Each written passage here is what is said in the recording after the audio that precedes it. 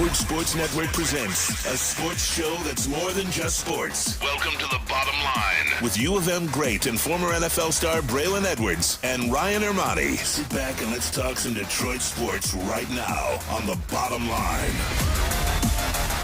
And here we go, Wednesday, March 2nd, 2022. Ermanni and Edwards, The Bottom Line, Woodward Sports Network, Ryan Ermanni, and a very young-looking Braylon Edwards. I had to look back and say, is this 2002, 2003?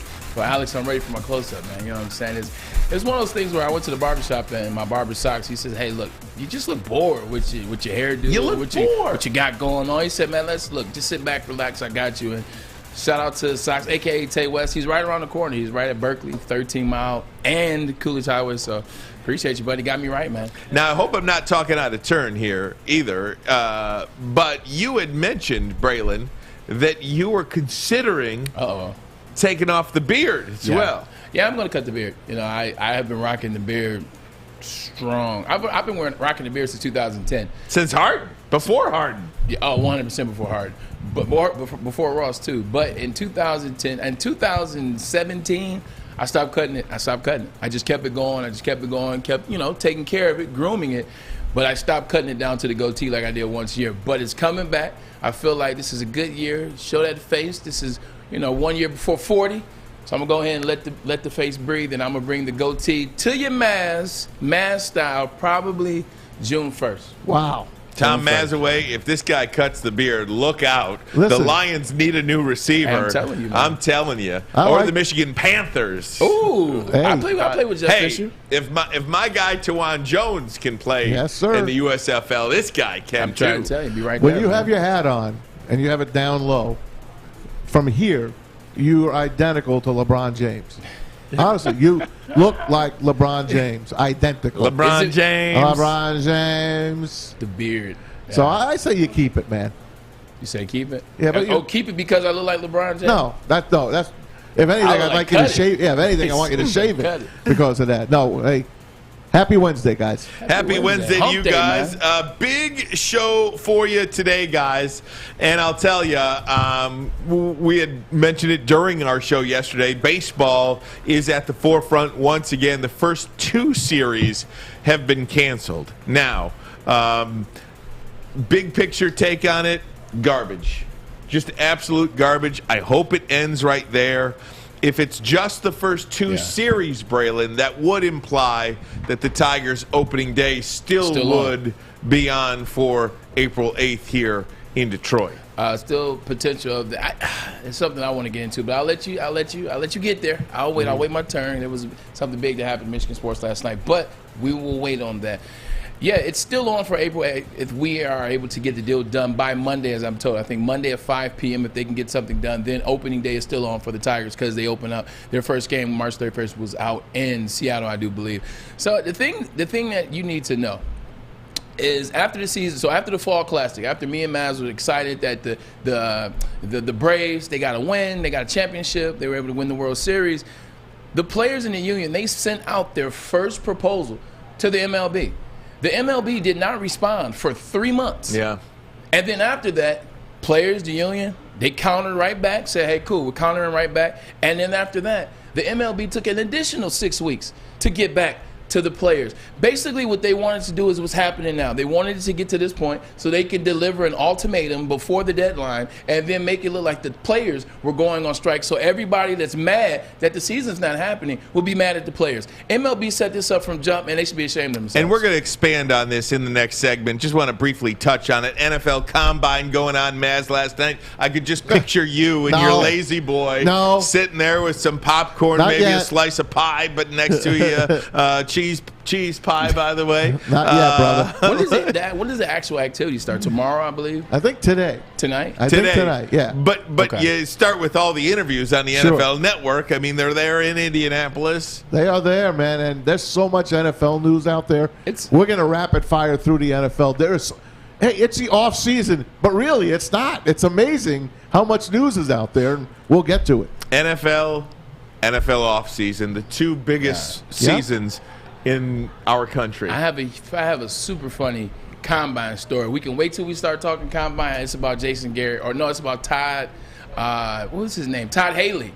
It's about I hate Todd Haley, but anyway. Oh my God! I think everyone does. So we let gotta me know wait when you for guys that are story. ready. Let me write this down now. He was the Todd Chiefs Haley, guy, right? Offensive coordinator. Chiefs, Steelers, and Cowboys. Yeah. Chiefs, Todd Steelers, Haley and Cowboys. story. He was with the Cowboys when he interviewed me at the combine, and that have those like impromptu interviews where you can just grab a player if he's floating by the train station. So he's a schmuck. Just let me know when you're ready for that I story. wrote it down. Todd Haley story. We're going to get to that pretty soon. But Braylon, you had touched on it, and I want to mention it again. What an absolute butt whipping last night in Ann Arbor, Michigan takes down Michigan State 87-70. It wasn't great to be a Michigan Wolverine. It's great. It's great to be a Michigan. Okay, all right, not too much. It wasn't even a close game last night, and I could have told you that from the jump. I'll tell you why in a second. Hunter Dickinson, 33 points. He was a wrecking ball. Yeah, this is the Hunter Dickinson that I was talking about saying. I mean, just look at that. He took it to those guys early. It started early and often. They made shots to help him out. The problem is they've been trying to just go to him, get him the ball, feed him the ball, but not score shots from the perimeter. Not anybody else giving him an opportunity to take a rest, to take a breather, to be a deflection. He balled last night because for perimeter shooting, you had Caleb Houston, who we talked about, the freshman, is coming on strong. 21 last night, 16. Brooks showed up, and he only had 8 points, but the 8 points were felt. He was all over. He was moving. He was in transition. He was getting things. He was creating, like we talked about with Kay Cunningham and Killian Hayes yesterday. So just look good. I don't think this loss does anything for Michigan State. I think they lost. They're mad they lost, but they're fine. They're in the tournament already. Izzo has some. He has to get those guys ready for the actual Big Ten tournament, but that loss does not hurt them. Michigan definitely helps those guys out.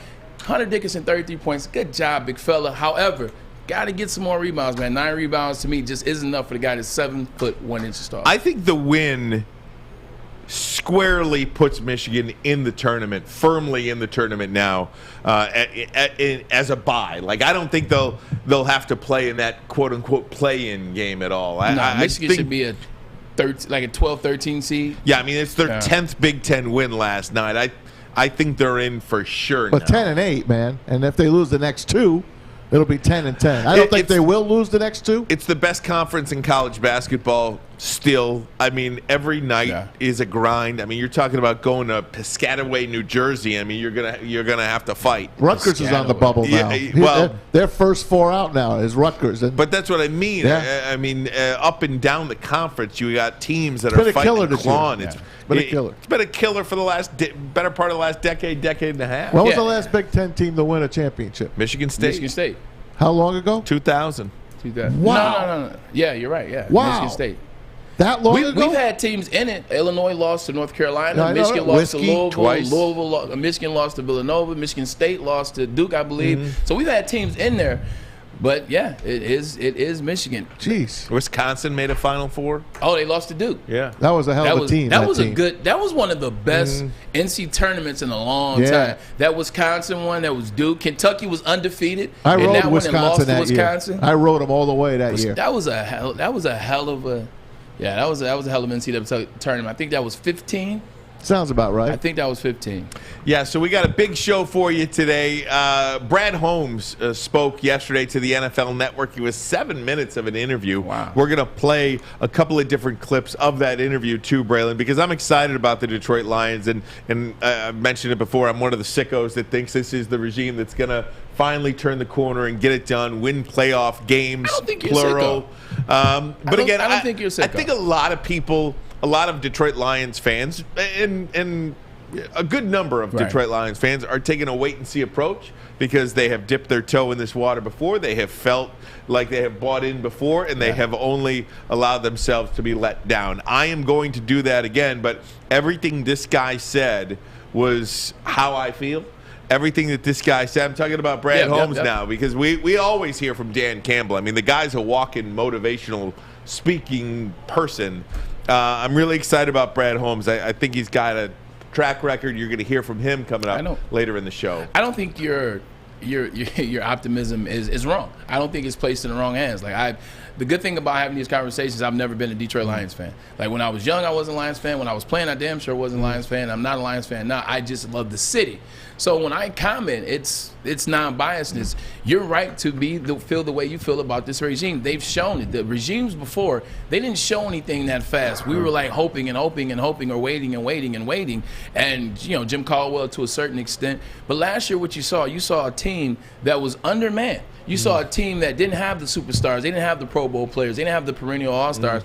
But they fought. They were in games, especially that defensive side of the ball. They fought all season. Then towards the end of the season, you see those picks that Brad Holmes had. You see them starting to play at an exponential rate. I mean, just look at the grades that Pro Football Focus gave some of those players. Amon-Ra St. Brown, second highest graded rookie wide receiver, only behind the guy that broke the record, and that's Jamar Chase. You look at an undrafted free agent, he's up there. You look at Penei Sewell. So you have every right to be excited or be optimistic about Brad Holmes, Dan Campbell. Without question.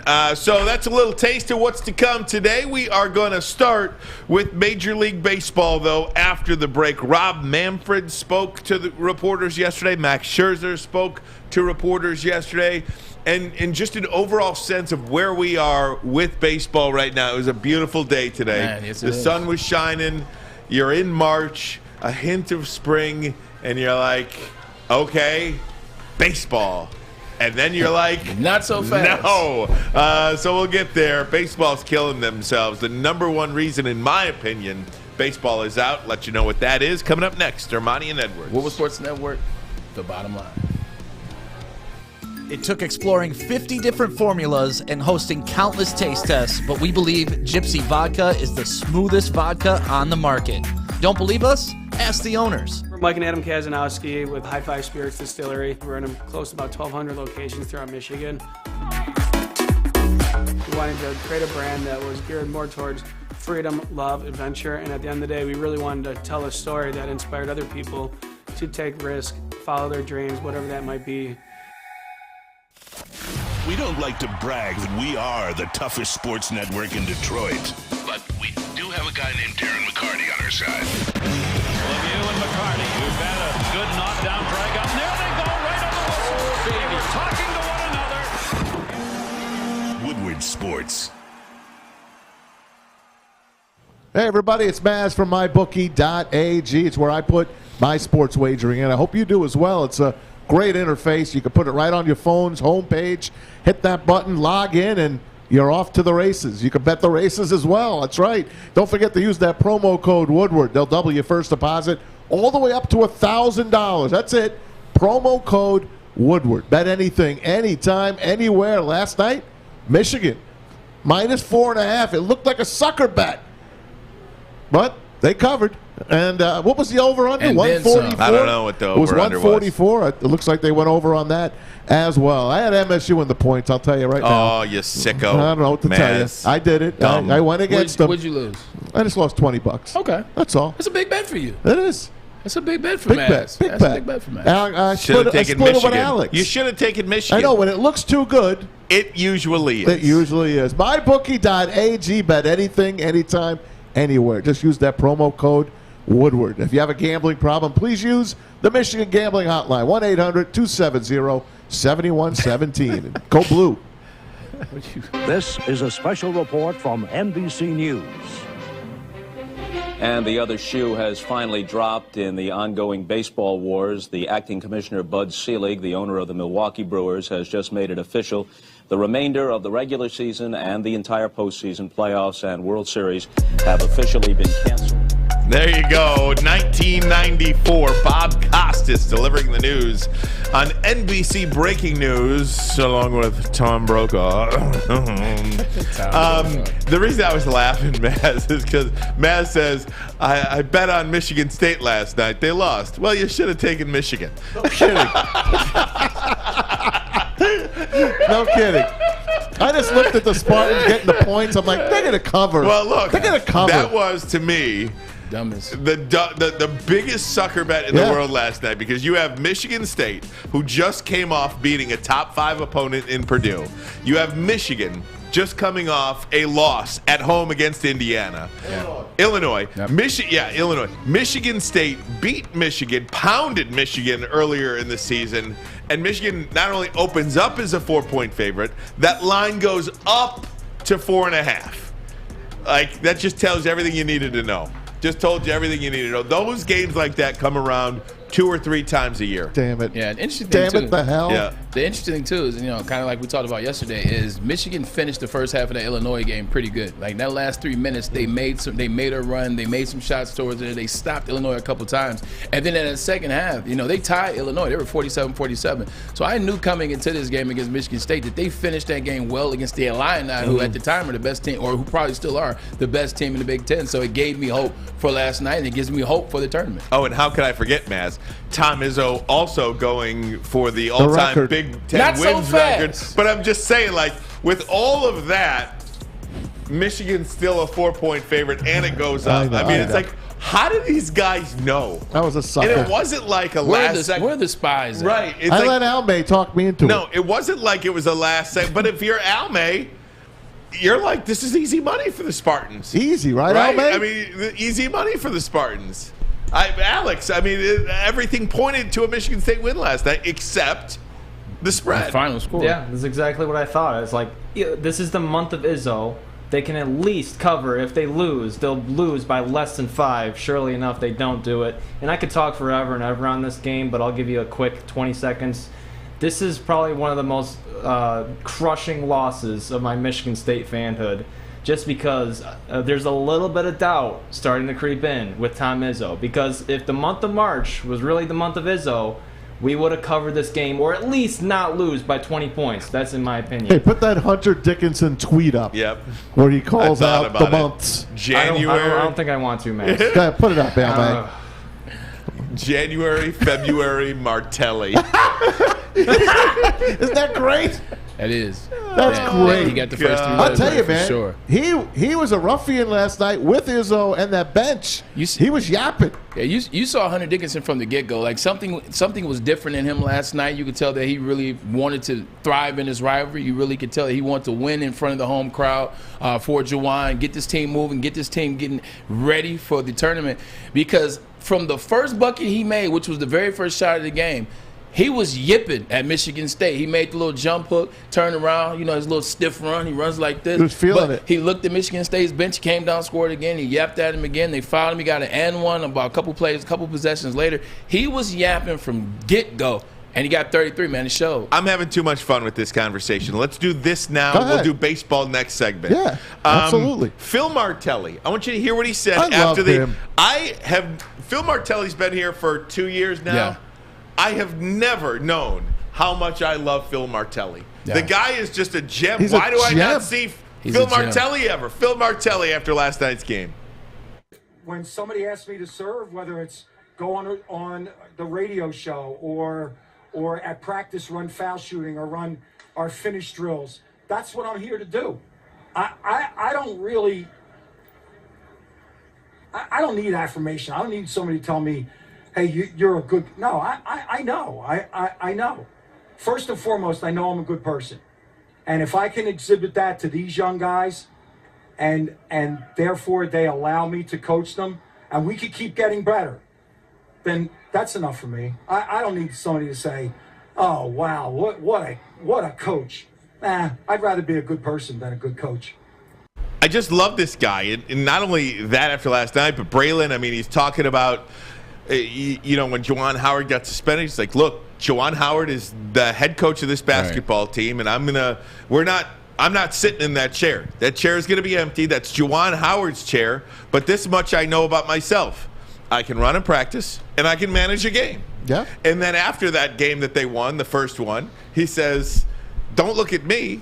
Howard Isley and Sadie Washington coached their tails off tonight. Yeah. That's the kind of guy. He said, I don't even call play. Right. That's why Juwan Howard's first call when he got the Michigan job was to one Phil Martelli.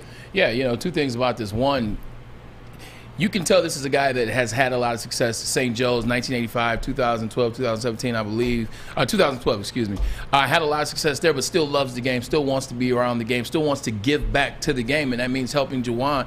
You're going to start seeing this more often now. You're going to start seeing the face coaches. You're going to start seeing the Penny Hardaways, the Juwan Howards, the guys that know basketball, but they're learning how to be a college coach. And you'll see the guys in the background for a while kind of help them. They'll be in the background, but they'll be helping them out tremendously as those guys go recruit, because he's Juwan Howard. He has the face. He played in the league. He's part of Fab Five. Penny Hardaway, his name's Penny Hardaway. Enough said. Who's behind Penny Hardaway? Oh, that's right, Larry Brown. Yeah. Who's behind Juwan Howard? That's right, Phil Martelli. Both of these guys are established it's a great point, NCAA Braylon. collegiate coaches, and as well as the NBA for Larry Brown as well. You're going to start to see that more often, where you have face guys, you have the guy in the back that just loves basketball, wants to help until he can take over fully. You're going to start seeing it more often. I like what you're saying there, but I just want to clean it up a little bit, because nobody is insinuating that Juwan Howard Not cannot at all. coach. My apologies if it came out that way. I just wanted to make sure, because I know you're not saying that, but I Right. just don't want it to be misconstrued. Nobody's saying that. But what a guy like Phil Martelli does is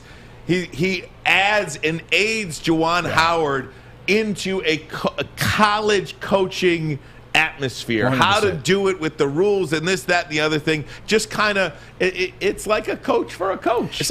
You know what? The NFL has been doing that for years. It's called associate head coaches, where you have those guys that don't really have a position to coach. We had help you with the clock management. There you go. They're called associate head coaches. I believe that's what you'll start to see a lot of. Apologize if it feels like I slighted Juwan a little bit. It was not the case. Wasn't meaning to do that. But you start to see that more often. You got something there? Yeah, I just wanted to say the other day when this happened to Juwan last week, I said, and we all agreed, this could be a coming together for Michigan. Mm-hmm. And I said, I believe that they would make a good run here and win 3 out of 5, 4 out of 5, and win a couple of games at least in the Big Ten tourney and make it. I think, like you said before, I think they're a couple of wins away from being in a tournament. Okay, fair enough. I think they're in the tournament. But nonetheless, just to pick up on your point, because I was not here last week with all the Juwan talk, this could be a coming together moment for them, kind of an us against the world mentality, because Braylon, this is a season that has not gone according to plan. Mm-hmm. This was a team that got as high as number 4 in the country early on because of all the expectations with the 5-star guys. After the season that they had last year, they have not played up to that capability at all, or at least played up to that expectation. But here now feels like a time where they can get right. Yeah, sometimes you need something to light a fire under your your ASS. You need a fire lit under that. And for Michigan this year, very similar to when, and we keep talking about the Derek Walton situation, when the plane slid off the runway, then they had to go to Maryland. They played the Big Ten tournament without their jerseys in round 1, and then they rallied. They win the Big Ten tournament. That team wasn't that good. That team had struggled that year, and they went all the way to the Sweet 16 and almost won that game against Oregon. Same thing now. You get Juwan Howard, you get the situation, you get a fight. You see that he's trying to fight for you guys as a coach. You fight for him as players. Diabate gets suspended. Caleb Houston's able to show what he can do. Now he has 3 games in a row over 15 points, 2 for 21 and 1 for 16 points. You're starting to see Brooks kind of show his head a little bit. They're rallying around what happened to Juwan, just like Matt said. They're rallying around Juwan, and they're also finding themselves at the same time. They're like, oh, wait, we can play basketball. Oh, wait, we're at Michigan for a reason. Juwan came to our living rooms and recruited us for a reason. It's time to turn the you-know-what up, and that's what they're doing. Guys, I got to take a break, but I want to ask you one question before we get to the baseball talk about Phil Martelli. At 67 years old, is this a guy you think you would hire if you were in charge of a college basketball program, or is that age 67, is he just right for an assistant job? I got an answer. Good, because I want an answer. We'll do it next. Ermanni and Edwards. Woodward Sports Network, bottom line.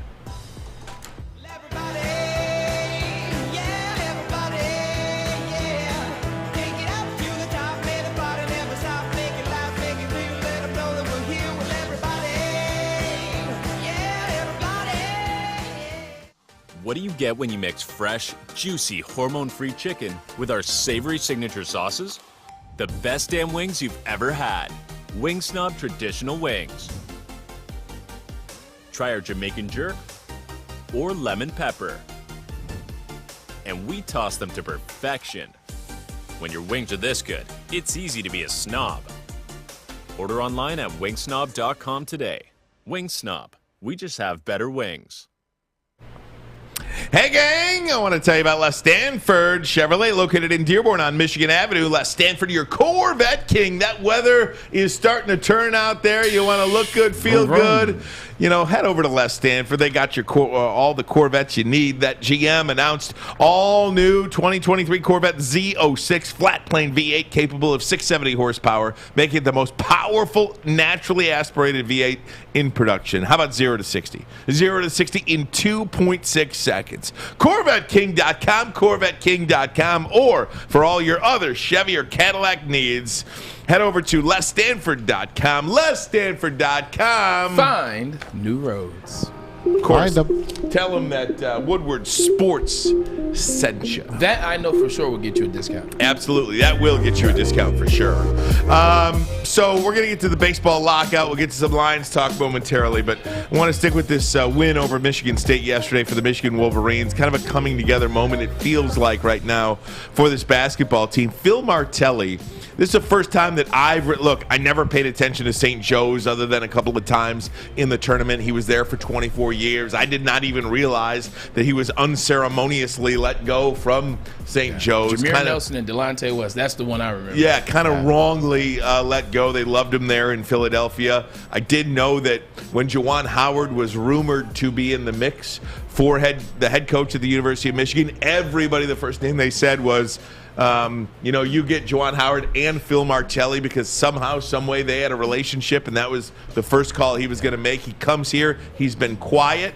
He's done everything Juwan Howard has asked him to do, including step in and fill the shoes while Juwan's out. So, Braylon, I will ask you, to see how this team has rallied behind Phil Marteli, to hear Phil Marteli speak about basketball and life and leadership in college basketball, is this somebody who you think wants another shot and wants another crack at being a head coach in this game? No, I don't think he wants another crack. I think 67, it's one thing to be 67, it's nothing. It's going to sound awful. But you know what? We'll go for it. It's nothing to look 67. It's one of those situations where I don't think he wants the full pressure of being head coach for a full season. He doesn't want 32 games. He doesn't want the NCAA tournament and the Big Ten tournament and with the pressures that come along, or whatever conference he would be in. He doesn't want the pressures of that year-round. But he wants to be around basketball. He wants to be around these kids. He wants to teach the game. He wants to be around Juwan and Howard and Silas. So I don't think he wants to be a head coach as good as he is, as easy as it is for him to get kids to buy into what he's teaching. I think he just loves being around the game, and I'm damn glad that he's on our team. But I don't think he wants to be full-time at an institution, because I think if that were the case, then he could have been done that. Can he be a head coach somewhere else? Hell yeah. Yes. Hell absolutely. Yeah. Can he? Does he want to be? Does he want to be? I doubt it. I think he's in a perfect spot, like Braylon said. This is a team that's going places. This is a coach and a staff that's going places. Hunter Dickinson showed up last night. I hope that's a springboard to more coming up here. But that Iowa game sticks in my I'm afraid of that Iowa letdown.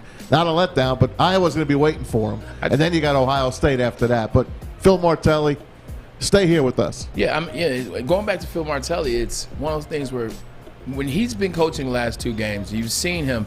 He could have sat in Juwan's chair. And I know these are small things. He could have sat in Juwan's chair. He didn't have to mention Silas and Howard Isley. He could have just been himself and been regular. And it wouldn't have been a bad thing. It wouldn't have been a slight at all. Right. But it just would have been, business as usual. But I'm doing my thing. I am now the head coach. Acknowledge me as the head coach. He doesn't want to be the head coach. He's like, look, that's his chair. I'm not sitting there. Look, these coaches are calling up the offense, the defense. Everything is running through them. I'm just the guy that knows a little bit about basketball. I'm here. He definitely does not want to fully coach a full 32-game season. He just likes the position that he's in. Gives you some insight in the type of guy he is too, right? I mean, doesn't that? I mean, guy. because there's so many of us that you get that taste once again in your mouth of doing the media. It takes you back. It takes you back. Standing up on the floor as opposed to sitting down, calling out the plays, making the substitutions, kind of gets you going a little bit. And he's like, no, man, these guys are calling the plays. These two coached their tails off tonight. You know what I mean? Yeah. Like, come on. What's better than that? Nothing, man. And it gives Howard, Isaac, and Silas, it gives them a chance to really just be like, oh, man, you know what? Like, we're doing our thing. Because they want to be head coaches somewhere. They want to go make the next move. But it just shows you how to do it, how to get around to it, how to do it the right way. Did you hear him? He said, I'll do the radio interviews and everything. Let's call him. He says, I'll do the radio interviews. I don't mind doing those. Let's call Tom Wyrot and make it happen. It's so funny because I follow this guy on Twitter, John Gordon, and he's really big into sports. Clemson has hired him. Alabama has hired him. He's a motivational guy? Motivational guy. And he really speaks about leadership mainly and what constitutes a great leader and what doesn't, right? And it seems like everything that John Gordon tweets daily about being a good leader, Phil Martelli has exhibited. Chad Johnson here exhibits those same qualities that he talks about John Gordon in being a positive leader. And it's all about uplifting your people, bringing your people, sharing in the success with your people, letting your people be elevated, not knocked down, and that's Phil Martelli. It translates. It translates to the players as well. Like, you can look at the players. There are star players on that team, and there are guys that are role players right now trying to figure it out. If you get a guy like Hunter Dickinson, you get a guy who's young, Caleb Housen or Diabate, they see what Martelli is doing. They see what he's saying about Howard Isaac, see what he's saying about Silas, and it's like, hey, man, you know what? Like, it makes you feel good. You see how those assistant coaches feel. So now the Hunter Dickinson saying that, he's like, I got to get my guys involved. I got to say things about them. I got to kick them the ball out. It brings everybody up. Now everybody's riding this high. Perfect time. We keep talking about this. We've been on air. Police forgot his gun. We keep talking about this over the past 7 months. It's about timing. It's about catching fire at the right time. Talked about the Braves. We keep using them. You talk about last year with the Suns catching fire at the right time, although they got beat. Michigan, could they be catching fire at the right time? Alex, I'm going to bring you into this in just 1 second, so sit tight. Sam, if you got a thought on this, sure. I want to ask you, turn the attention to Michigan State for a second. Is there any concern for the Michigan State Spartans right now? This is not the Michigan State Spartans that we thought we'd be seeing come March 1 either. So the big thing for me is turnovers have killed Michigan State since before Izzo was the basketball coach at Michigan State. They weren't that bad last night. They had 10 turnovers, and Michigan was at 11. They actually lost that. But Alex said something. He can expound on it.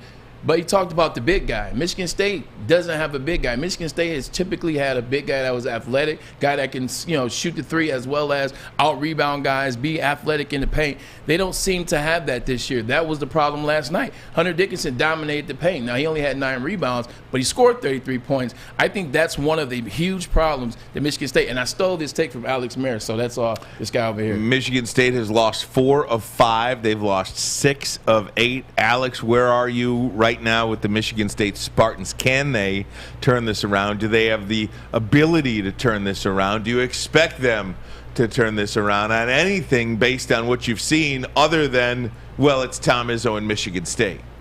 Yeah, I mean, like you say, Izzo, the month of March is the month of Izzo, but right now the optimism is at an all-time low for me. It's just that, we're in the tournament and we still got the Big Ten tournament ahead next week to turn things around, but I just don't see this team doing it. The way I see it is when our first tournament game, that first weekend, it's just another opportunity for us to embarrass ourselves. Like, for instance, last night was a prime example of each game we lose, we just find a different way to shoot ourselves in the foot. Last night, Michigan was scoring points in the paint like a high school team matched up against a kindergarten team. Bad analogy, but that's just I get it. That was great. And I was actually questioning why Tom Izzo did not double team. Why didn't he give this guy any help down Izzo there? refuses to double team anyone because it just throws the defensive rotation out, and you score points from behind the 3-point line as a result. So insanity. Sam, you got a thought on Michigan State or Michigan? I mean, Michigan. As a Michigan fan, I hope Michigan State doesn't turn it around. I don't see a lot of talent on that team. I see a lot of veterans who are kind of like B- players. I see a guy like Max Christie who's very talented, but raw. He needs to stay for longer. And Michigan, it was amazing because I am a Hunter Dickinson super fan. So watching him just drop his you-know-whats on Michigan State all game was amazing. Say it with your chest. It was like spin move, dunk, and the foul. It was beautiful, glorious. That was an interesting thing for me is Max Christie. I was watching. I've been hearing about Max Christie all season. I've been trying to watch Max Christie. Like yesterday was a chance where I was tuned into the TV. I was watching. I said, I want to see what this guy can do. He's the guy that he's supposed to be their scoring talent. He's supposed to be the guy to kind of make it up and be the superstar on the offensive end of it. I didn't see it. I saw a kid that just kind of like was floating and looked lost. And I know it was one game. It was a snapshot. I haven't watched all the games like Al May, so I got to dial in during the tournament. But I just saw a guy that looked real lost in that Michigan game yesterday. Alex, tell me why he looked so lost. Yeah, raw is the perfect word to describe Max Christie right now. He was like a 5-star freshman, the headline of our recruiting class this year, someone that we were considering, you know what, we may only get this guy for 1 year. Now the roles have changed now where Hunter Dickinson needs to leave for the NBA really bad, and Max Christie needs to come back for this team next year because he just doesn't know his role yet. He has a lot of scoring talent, a lot of potential, but is he going to be a playmaker? Is he going to be a shooter? Is he going to create for others? He just doesn't know yet, and Tom Izzo needs to help him figure that out. I'll tell you this, guys. I'm a Tom Izzo big fan. Love the guy. He looks lost. He looks like he is looking in these kids' eyes and he's got nothing to go on. Remember the kid he grabbed last year, Gabe Brown? Yep. That kid's disappeared. He's supposed to be one of the leaders. What has he done this year? Not a hell of a lot. That team, Izzo, I look at him, I've never seen him more frustrated in all the years I've been watching him. I think they're done. Here's an interesting question, and I pose this to all you guys. When that one situation was going on in Michigan State with the Larry Nassar situation, and there was rumor that everybody was leaving. There was rumor Tom Izzo was going to step down. There was rumors that, well, he eventually did, head coach Mike D'Antonio. But is Izzo close to? Sorry, he called him Mike. They hate. I did that on purpose. I love it. You should have went with D'Antoni. I did that on purpose. Mike D'Antoni. Mike D'Antoni. Is Izzo? Is it over? I don't know. And I know it's only one game, and but is Izzo getting close to stepping down? I think he's getting close. But you're going to know it. We're going to have a year for him. You think he's going to be like a Coach K, or do you think he's going to be like he's going to want a farewell tour? Well, yeah. I mean, is Izzo like a Coach K that wants to coach till he's 78 years old? You know, I mean, I don't know that answer. I don't think he could last that long with that Not in today's game. I don't think so. Like every time I see Mike, Tom's cool, man. Tom's relaxed. He's chill. Like he's got quality of life. I think there's a lot for him to do. I could see him on TV. I could see him maybe in the He'd be NBA. great on. I could see him he'd be great on TV. CBS basketball, college hoops. I think he's getting to that point where he's like, look, man, it's about time for me to move out the door. He still got this year and next year for sure. But it's getting close. Very good. All right, gang. Hey, we're going to get into some baseball. Is Tom Izzo done? Is baseball done? Let's talk about it next. Ermanni and Edwards. Woodward Sports Network. Woodward Sports Network. The bottom line. 6 dark corners. A driveway and a patio. 5 windows that could become doors. Every house has unique security challenges. Guardian Alarm has more tech, more team, and more ways to help keep them all safe. Get a professionally designed and installed security and smart home system from Guardian Alarm. Sign up today and get a free video device. Guardian Alarm. Smart, right from the start. Call 1-800-STAY-OUT. Make sure you download the Woodward Sports app in the App Store and the Google Play Store today. Take Woodward Sports with you wherever you go and listen live on your phone or mobile device.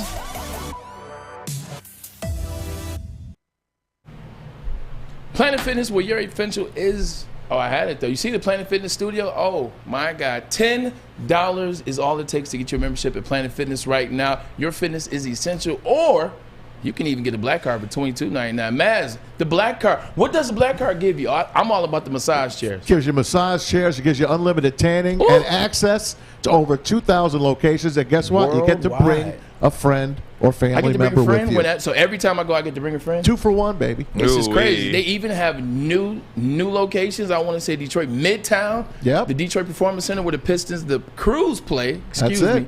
You get a chance to see some of those guys over there. It sounds fun to me. It's going to be great. $10 a month, zero down. Zero down. Get on, it's like free. www.planetfitness.com. Your fitness is essential. All right, so baseball has canceled the first 2 series of the year. The Tigers, coincidentally enough, were supposed to start on the road for the first 2 series. So that home game, that home opener in early April, still on as of now. Negotiations will continue in New York. Nothing is scheduled right now, though, according to the commissioner, Rob Manfred. Here's the statement from the players, if we could get that up. And this was rather lengthy. From the beginning of these negotiations, players' objectives have been consistent: to promote competition, provide fair compensation for young players, and to uphold the integrity of the market system. Against the backdrop of growing revenues and record profits, we are seeking nothing more than a fair agreement. What Rob Manfred characterized as a defensive lockout is, in fact, the culmination of a decades-long attempt by the owners to break up our player fraternity.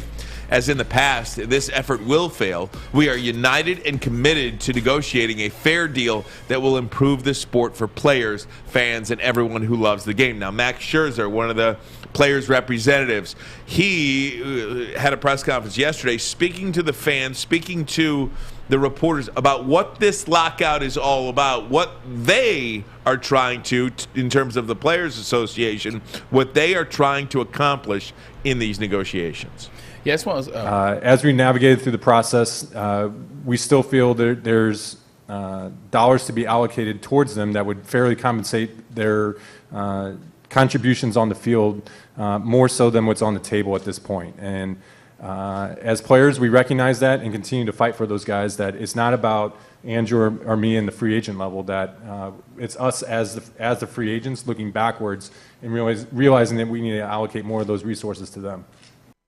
I like his shirt, by the way. Baseball nice has totally screwed this up. Baseball has totally screwed this up. Like, even right now, there's reports, Braylon, that the salary floor, because the Players Association wants to raise up that minimum salary for players. Right now, the owners have proposed $675,000, and the players want $725,000. You're talking about $50,000? Yeah. A player, but nonetheless. What were the odds yesterday? To a billionaire owner. Under $1 million. What was it, 70%? 71%. Make less than $1 million. 71% of the players are making under $1 million. I'm not expecting anyone here to cry for that. Right. But that is one of the lowest salaries in the major sports. Yeah, I mean, we are privy to the $400 million contracts that guys like Mike Trout and $300 million Max Scherzer's contracts. going to make $60 million exactly this year between his 2 contracts. Exactly, and we're not talking about that, but we are talking about that minimum salary. I mean, you're talking about being $50,000 apart. Come on. Hey, $50,000 apart. That's terrible. It's exactly what the MLB wanted to do, though. I said it in the opening. What they wanted to do, they didn't respond. They took forever to respond because they wanted to make it look like the players were the ones holding this thing up. The players being selfish. Oh, Max Scherzer, 3 years, $160 or $30 million. So it makes it look that way. When in actuality, you should get paid for the job that you're doing. You should get paid based off how the owners are getting paid. The owners are raking in money hand over fist year after year after year, whether it's the MLB, whether it's the NFL, whether it's the NBA, or whether it's the NHL. They're making money hand over fist, so players should be paid in full, just like the movie. It's crazy. What are the players really saying? What are the union really saying? If you listen to that, they said, we want our young players to be taken care of, and we want you to promote the game. Promote the competition. That doesn't sound like much. Like I talked about it yesterday. Mike Trout, same conversation I had with Rob Parker, and I keep bringing it up because that's what they're essentially saying. Mike Trout literally was either the winner of he was either the player of the year or runner-up 8 years in a row. Nobody knows what Mike Trout looks like. Nobody promotes the game on that side outside of the show, which is a baseball game that I truly love. Outside of that, people don't know about baseball. They want you to promote it. Is that too much to ask for? Who do you think has more Instagram followers? LeBron James. No. Mike Trout or Tyler Hero? Tyler Hero. It's not even close. Can you believe it? I do believe it. My daughter has a jersey. Little guard from the Miami Heat. It's not even close. Little guard from the Miami Heat. I would go so far as to say Duncan Robinson probably has more followers than Cody Bellinger. It's crazy, man. It is crazy. I want you to hear from Rob Manfred, the commissioner of Major League Baseball. Look, this lockout started over a month ago, and the two sides just started negotiating. Major League Baseball just made a proposal, their best and final, 24 hours ago. The lockout was longer than a month ago. Here you go. Here's Rob Manfred. Hey, Rob, understanding that deadlines create urgency, you locked out the players to jumpstart the negotiations. It feels like real bargaining went on just in the last 24 to 36 hours. I'm sure people are wondering why not over the last three months or even longer to get to a point where you're not necessarily canceling games because there's some momentum here. Yeah, I think the best answer to that question is the last 10 days. We've been here ready to bargain, full committees, owners, players for 10 days, and it got going 2 days before the deadline. That's the best explanation I can give you. It wasn't even an explanation. Guy's just a dummy, and he really is. I don't know how he has fooled such smart people for so long. He is completely clueless. The owners, I want to put this tweet up too. They want some rule changes. Now, I like some of these rule changes, obviously, but they proposed them within the last 36 hours of the deadline. A pitch clock, banning shifts, which I am a huge proponent of. I want to ask you about that. Banning shifts. Huge proponent of. And having larger bases for 2023. I mean, that's the first time I've heard that. I'd have to think about that a little bit more. What is that for? Maybe to give more room for the defensive player and the offensive player. Maybe a safety so they don't issue. Crash. Yeah, it is safety. Okay. Which I'm all for the safety issues of it. But nonetheless, that's great. But you can't propose those within 36 hours of a deadline where you're about to cancel games. Let me ask you this about the shift. Yep. Why do you want to? I know I hate it. I do hate it. But let's just say, take me for instance. I've coached St. Joan Little League, okay? St. Joan of Arc in St. Clair Shores. And I say, this girl always hits the ball exactly to the second baseman or into the second baseman or into right field. So I'm going to move a couple of the girls, hey, play over that way. That's kind of a shift. Why not leave the shift? You have, do you remember who Why not? Victor Martinez. Great hitter, 300 career average. They left the whole left side of the field open for him. And he couldn't get a ball on the left side of the field, which I'll never understand as a professional hitter, how you can't just bloop a ball into left field as a pro. Why not? Why not have 11 wide receivers in the NFL? Why have? It's not the same. I mean, I'm just saying, why make it? I'm opening my field for you. I know, but why make it so that you have to have 7 people on the line of scrimmage in football? Why not just have 3? Okay, and then you can figure it out from there. Yeah, what you'll figure out is T.J. Watt's going to have 90 sacks. So bad example, dumb example, but you get the point. I mean, nobody goes to a game. Nobody buys a ticket to go to a Major League Baseball game to see Miguel Cabrera hit a ground out to short right center. Well, that's his fault. Or a double. You know what I mean? It's his fault. Yeah, I'm giving you half the field. I don't like it. I think it's bad for the game. I think it's bad for the game. But how do you play defense? Like you've been playing defense for 120 years. You have to years. Stay there when you know the guy's going to hit it over there? The game did not suffer for 120 years, okay? Yes, it's improving. It did not improve. This does not improve the game. The shift, while it might make sense, it does make sense. It's not good for the game. You have to have a good of the game rule. It has no benefit for the game. Okay, so it might be the right thing to do. So I'm going to put all my defensive backs on Calvin Johnson and leave the rest of the receivers wide open. Yeah, I don't know. That's typically what they did. Stafford just didn't throw the ball at anybody else. I hate it. I hate it. I think it's terrible for the game. Pitch clock for sure needs to happen. Why? Why not? Baseball's the only game without a clock, Maz. Why rush these guys? Because I don't need a guy picking at his ass. Or his crotch. Why not? Or blowing on his Why toes. Can't he? Or walking around. Pitch the effing ball. Why? And let's move the game on. Why? Because I don't want to fall asleep. That's why. Well, I want to see hits. And then start the playoff games at 6 o'clock like the Super Bowl started. So I can watch the effing games. Well. Okay? No, we don't want you to watch it. Thanks. Go to sleep. That's what you want to do. Make me the freaking commissioner of baseball. No. I'll tell you the number one reason why there's a lockout. I want to get Braylon involved in this discussion as well. No, I was having fun watching you two guys go at it. I was just like I was the magistrate. You disagree with the shift? Let him answer that next. Ermanni and Edwards. Woodward Sports Network, the bottom line. Ding, ding, ding, ding, ding. Do what the hell you want. Shift. Life is full of hard choices. We're here to make one of life's biggest decisions as simple as possible. My name is Christina Gennari, and for over 20 years, I've helped hundreds of families buy and sell homes. We cover all of Metro Detroit and more, from large luxury homes to starter homes. We will work hard to make sure that you get the home of your dreams. So if you're in the market today or even thinking about buying or selling in the future, make the obvious choice. Christina Gennari, the obvious choice in real estate. Visit us at soldchristina.com today.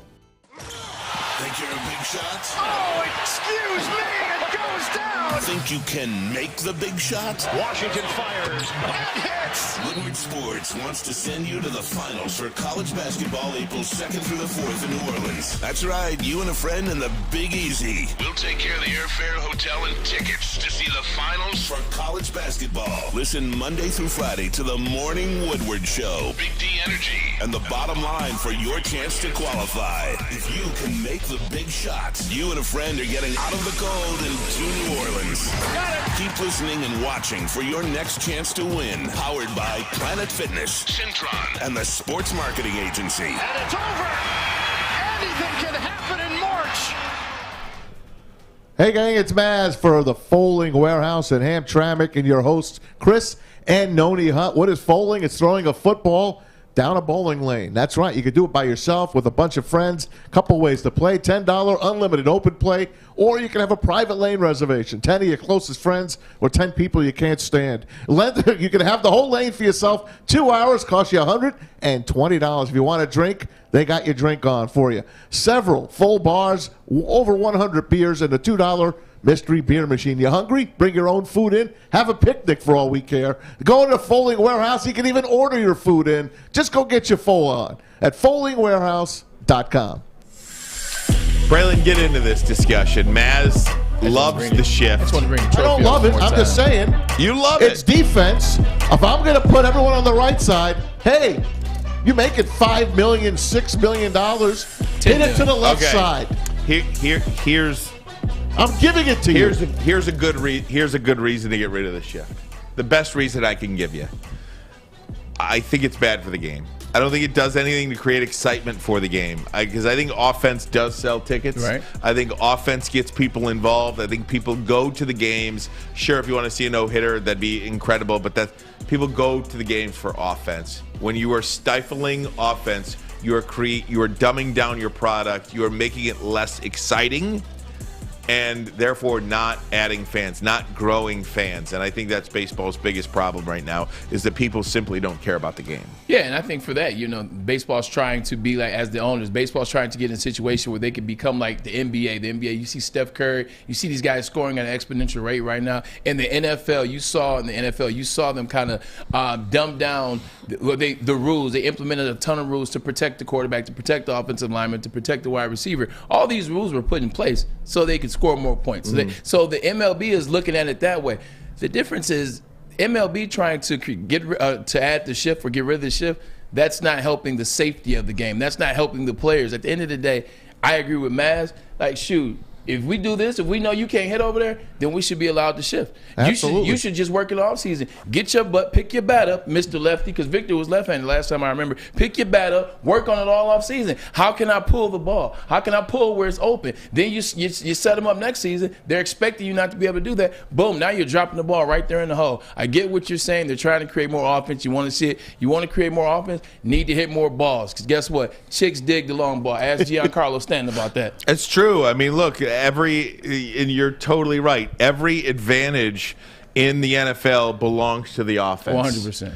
Why do you think the NFL is king? They've just done it the right way. And yes, sure, it frustrates defensive players. It frustrates defensive coaches. But they hide behind certain things. They hide behind defenseless players, concussions. They're sneaky. You can't touch the quarterback anymore. Why can't you touch the quarterback anymore? You can't touch the quarterback anymore because they want offense. When you have the shift in baseball, it doesn't do anything but piss off the fans. I get it, man. I get it. But don't you want your kids saying, hey, Dad, look, the whole field is open. Look, it's going to be an easy hit. No, I don't want my kids saying that. Okay. I mean, both of you guys are avid baseball fans, so that's why it's fun to have this conversation and listen to you guys talk, because both of you guys are diehard baseball fans, and you guys both make great points. Like, I'm listening to you, and I'm like, that does make sense. You know what? Get rid of the shift and you create more offense. I'm listening to Maz. I'm like, well, you know what? And I agree with Maz. You better learn how to pull that ball to the left if you can't do it. So it's interesting. I don't know where I lie. I just think you got to get better as a baseball player as opposed to making the owners get rid of the rules. I'll never forget Victor Martinez. Such a great hitter. He was paralyzed with the shift. It's one of the reasons he gave up and go become a horse owner. He could not hit the ball to the left side of the field. Also could have been at $10 million he was making a year. Just that too. As a point about this, and John U. Bacon put it on Twitter today, and so I want to give him credit for it, but it's absolutely the number one reason why we are where we are. And it's because the owners have absolutely zero awareness. They're completely clueless on reality. They're completely detached from anything remotely close to how baseball fans feel, how regular people feel, what's been happening over the last 2 years, what's been happening over the course of life. I mean, they are just so insulated in their own little bubbles that they don't understand how much people do not like them, how much people loathe them, how much people are siding with the players in this. Anytime you have a disagreement, you basically have a balance of, okay, some people support, just look at politics. Some people support Republicans, some people support Democrats, some people hate both, whatever, some people like both. It's no different. In this case, you have like 85% of the people supporting the players. Nothing is that lopsided in life anymore. It's not even close. It just seems that baseball, and this is from John U. Bacon, if you want me to read it since I already started talking, it seems MLB Commissioner Manfred is doing everything he can to screw up baseball yet again. The owners seem to have no sense of how unpopular they are, nor how fragile their support is. I used to be a rabid baseball fan, but now I barely even care. Bet I'm not alone. You're not alone. It seems like baseball is the only sport where the owners and the players aren't cool. At least some of the players and owners. Like in football, like Tom Brady was hanging out with Robert Kraft. Edelman was hanging out with Robert Kraft. Guys that are winning, yeah, it's not everybody, but it's enough to where we can, take the message down to the players that don't get a chance to hang out with the owner, and we can kind of convey the message, and you kind of get the sense of who we are, what's going on. Basketball, the owners love their players. Football, they love their players. NHL, they love their players. Baseball, it just seems like, you guys go out there and do a job, and I don't want to oversimplify it, but it just seems like they're the ones where there's no connection with the players and owners. Very combative. Yeah. Let me say this. I'm going to say we, as baseball fans, we buy the tickets. We want to go see Shohei Ohtani. We want to go see Miggy Cabrera get 3,000 hits. We pay parking, $20 here in Detroit, upwards of $60 or $70 in New York. We buy hot dogs, $6 here, $10 in New York. We buy sodas, $8 here, $10 in New York. Beers, $10 to $20, no matter where you go. Cracker Jacks, $5 a box. Peanuts are $5 a bag when you can get them for $1 from Kroger. We pay it. We bring our families there. We can't even afford to really go to the games. We got to buy tickets on the secondary market 90% of the time just to make it to a game. And they're sticking it to us. If you could afford to pay $350 million to Carlos Correa, we know damn well you're in good shape. What the hell more do you want as a baseball owner? What the hell more do you want? You know what else we didn't talk about yesterday when we were talking about the Detroit Tigers, is specifically just talking about our team, talking about what we're missing out on. We didn't talk about if they strike, if they lock out, because it's unison. We got to stop thinking strike, it's the players. No, it's the owners, but it's together. It's a collective. It's a strike and a lockout. We miss. How many games do they miss? Because the more games they miss, as a Detroit fan, the less chances that Miggy has to get to 3,000. Yeah, he's going to get there just because he's like, 15? Yeah, he's going to get it in the first 42. month. Yeah, I mean, but how long is a lockout? Yeah, right. You play a 60-game season? Listen, they play 162 games. I'm a proponent of no more than 150. Yeah. Ever. I've said that since I was a kid. Yeah. You don't need 162 games. 150 is even too much. Then play the extra round of playoffs. But start the games earlier. You guys are lost sheep, man. Lost sheep. Pretty crazy. One guy that we is hoping. We is hoping. Look, sometimes they can. We said this earlier. When you're on the show, liberty. Sometimes you say things. I would like to say to you some of the things. Eddie Murphy. Yeah, right. You cannot say. Yeah, not every transition is going to be smooth. No, Whatever. Let's talk Lions next. Brad Holmes spoke with the media yesterday. We'll get his thoughts, and I just really like what the guy said. Todd Haley's story. Don't forget about that. Oh, yeah, Todd Haley's story next. Todd Haley's story, and also March Madness. Got it. We got a March Madness question from Al May. I'll take us out. Why not? This is Ermanni and Edwards, and this is Woodward Sports Network, the bottom line. Now, that was smooth. Hi, my diamonds. It's Crystal with an X. You want to get hot and perfect like me? Here's my super easy routine. Drink at least a gallon of water before you wake up. Attach a weight to everything in your house. Hello? Sell your car and just sprint everywhere. Scream when you exhale. Don't follow Crystal with an X. Do your own thing at Planet Fitness with tons of equipment and free fitness training in our clean and spacious clubs. Join now for just $10 a month and cancel anytime.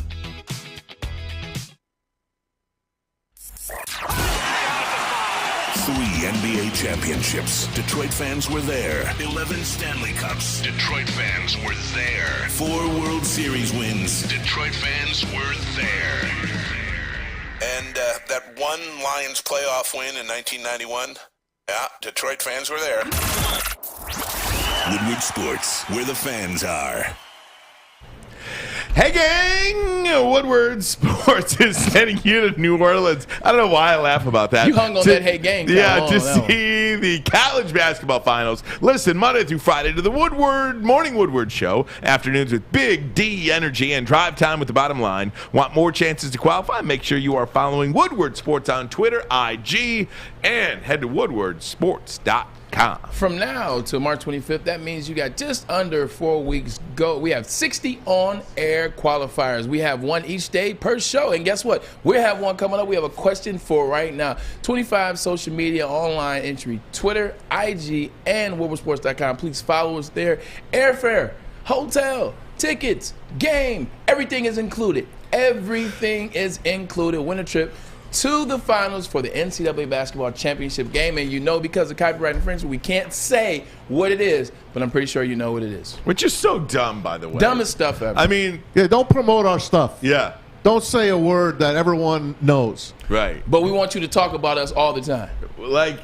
But just don't say this. Don't like that's like saying don't say Christmas. Yeah. But you can say man in a red suit with a white beard that wears a red hat that comes down the chimney and drops off gifts. December 22nd, that day. You know what it seems like? It seems like we're playing Taboo. You know, in Taboo, you have to guess the word, but these are the words that you can't say. It's like you can't say whatever this is, but you got to say words around it. Feels like we're playing Taboo online. How about the NFL? Can I just say one thing? Yeah. This guy does it all here at Woodward Sports. Man. Adam Baydoun, my guy, needed a water. Look what he brought. Brought me a water. I even charge him. He's a sheik. That's like a free water. Today.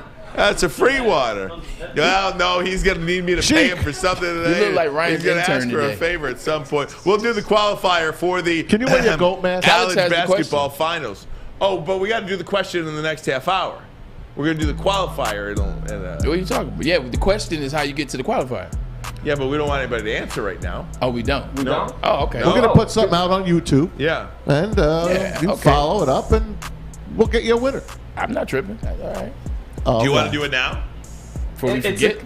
I feel like someone's going to get it. Do it now? Someone's going to get it within the next 2 minutes that I say it. Okay. So, give us the question. Okay, so yesterday we were talking about signed memorabilia that we have. And I have this piece of memorabilia that is signed by the announcer who does the Final Four and the national championship games. And he has this saying called onions whenever someone hits a big shot. Ooh, the first person in the chat to say the name of the announcer that has the phrase onions is our qualifier. All right. And after that, and once they get it, I have a picture loaded up. I can actually show it to you guys. All right. In the YouTube chat, Tammy Chin wants to answer. Oh, come on. Justin Thomas says Adam is the best. Can you say Smarch Schmadness? Well, I guess we could, but you said it, not Parch me. Fatness. Smarch Schmadness? I don't know. It's so dumb. Why can't you say that? So anyway, YouTube chat, and we certainly appreciate everybody. And while you're at it, Mark Guy has gotten it. I need his full name, by the way. There it is. Oh, so you're going Detroit Dabber? Detroit Dabber 313. Detroit Dabber 313. We need you to email. I love March Madness 2022. But we can say it there. At gmail.com. Bill Raftery. Bill Raftery. Okay. Detroit Dabber 313. Email. What would that smell like if you opened it? I love March Madness 2022 at gmail.com. Email Sam. Sam will let you know what else you need to send in. Like your license plate number, your social security number. I'm kidding. I'm joking. That's a joke. Mark Guy is pissed at me because I didn't let him have. I think we should qualify them both. All right, qualify them both. Qualify them both. Yeah, Mark Guy. Mark Guy, you're qualified. Mark Guy, I am overriding. We're doing 2 qualifiers today. 2 qualifiers Mark, you're today. in. You're in. I would not be able to live with myself if Mark Guy was not also into this. So Mark Guy, email, please. Email I love March Madness 2022 at gmail.com. Sam will get back to you. Just say, hey, I'm Mark Guy, or hey, I'm Detroit Dabber 313. Sam will follow up, let you know what else you need to send in, because it's like name, address, all that stuff, Mike right? K says that's a shallot, by the way. Yeah, very good. It's not a full onion. It's just a shallot. Has a different taste. Mark Guy, you the man. Mark Dabbers, Guy. congrats. Mark Guy is in. All right, very good. Mark Guy says, love you, Maz. Should we love you, Ryan? I'm the one that just sent you. I was doing it at the same time as you. No respect. None. No, I'm like Rodney Dangerfield over He here. likes the shift. That's I'm just why. Rodney Dangerfield over Mark here. Guy likes the shift. That's why he's thanking me. What Rodney says? I get no respect. You no respect around here. No respect around guys, let's talk some Lions. That wasn't bad. Before I get into Brad Holmes, I want to ask Braylon this. What, Ty Haley? No, I am not going to pretend to know the responsibilities of a general manager or a head coach or anybody like that, like their day-to-day responsibilities, what goes into it. I'm not going to pretend to do that. However, apparently Brad Holmes and Dan Campbell are leaving Indianapolis tomorrow, before even Hutchinson and Thibodeau even work out. Yeah. So I'm thinking to myself, what do you have to do that's so important with your time that you feel like you need to leave Indianapolis? The way I look at it is, who's leaving? Is it just Brad and Dan Campbell? They're the only 2 leaving? I mean, I don't know. Those are the 2 high-profile guys that I would think would want to stick around. No. I'm talking about the Lions. I'm talking about for the Lions. Yeah. Dan Campbell, but they're leaving some people in place. The reason why I think they're potentially doing that is because they're trying to get back to the war room, because free agency is knocking at the door. Free agency is knocking at the door. They're trying to see the moves that they can make. They're number 2. They're locked in. This isn't a stacked draft. Like, this isn't a draft where it's 3 rounds full of talent, and we're confused, and we're deciding some things, and we need to see how people run and how people throw. They just did the Senior Bowl. They did the Senior Bowl. They were down there for a week and a half. They did the Senior Bowl. Now they know who they want. They know the moves that they want to make. Now it's time to get in that room and make them. They went. They showed face. They're probably going to keep people there to stay and watch and do that and report and write notes and do all that. They still have free agency. They still have pro days, and you also still get a chance to bring players in to your facility, which is Rotunda, which is Allen Park. Yeah. So you get the chance to interview guys. You'll get a chance to bring in the guys that you want. I don't necessarily have a problem with that, because Brad Holmes kind of comes from that. Again, I don't want to freak out about it. No, you shouldn't. It just seems like, because, again, it's new. It's I different. don't know what their responsibilities are. It just, on the surface, seems like you get a chance to see these guys in person. Yeah, you know what I mean? What happens at a typical combine is you go there, you have impromptu meetings, which is the Todd Haley story I'm talking about. That's where you can grab anybody, and those meetings are 5 minutes long. You have scheduled meetings throughout the time that you're there. That means you have it on the clock, on the books. You bring guys in, and guys will basically sit there. It's you and your whole organization, or you and the people that you choose to bring to Indianapolis, and you'll ask them about plays. You know, if I'm a defensive player, if I'm Aiden Hutchinson, talk to me about this offensive scheme. What do you see here? What is the defense that you guys like to run around there? Like, how did you like to be on the ball, off the ball? They'll ask you that, ask you to break things down. Then if you just The next day where you're doing physicality, you go out there, you do the combine, you lift weights, you run, you jump, et cetera, et cetera. Like that's what they do. That's a snapshot of how it goes. They're like, look, man, we know what we want. We know what we're gonna do. We came, we saw, we're gonna get out and worry about this free agency. I'm not mad at the move, because once again, we talked about Brad Holmes. We talked about being open because he's kind of proven it a little bit. I mean, what do you stand to gain by being at the combine? Why do you hate Todd Haley so much? Here we go. He's a POS. No, nobody likes him. You see, everywhere he went, the Steelers players didn't like him. The Cowboys didn't like him. The Chiefs is probably the best situation that he was in. Cardinals, insert team and players here. Insert middle fingers given to this man. But no, here's a funny story. So in one of those impromptu meetings, Todd Haley's sitting at his desk, and he had this smirk on his face, and he's a smirky type guy, and just nobody don't like him. So he says, "Hey, Edwards, you come sit down. Come sit down." So I sit down. I say, "Hey, what's going on, Coach Haley? How you doing?" You know, they have a name tag on, and I already knew who he was. He's just started ripping me to shreds.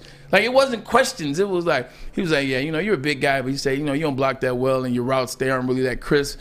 If we're thinking to get you with the Cowboys, there'd be a lot of work that needed to be done before we can have you polished and be an NFL receiver. In fact, you got some work to do, before you get drafted." I was like, when do y'all pick? He was like, "We pick at 11." I said, "I ain't gonna be there," and I left. Like, that was it. I was like, "When do y'all pick?" I said 11. I won't be there. Got up and walked away. So I got picked third. Funny story. Next time I saw him was with the Jets, and I think he was with the Steelers. And I saw him the game before we played them again in the AFC Championship. I had like 118. We won. We beat them. I was like, "How them routes now?" Did you really? And I called him the B word. No way. The hell with it. How about them routes now, bitch? What'd he say? What could he say? Nothing. What could he say?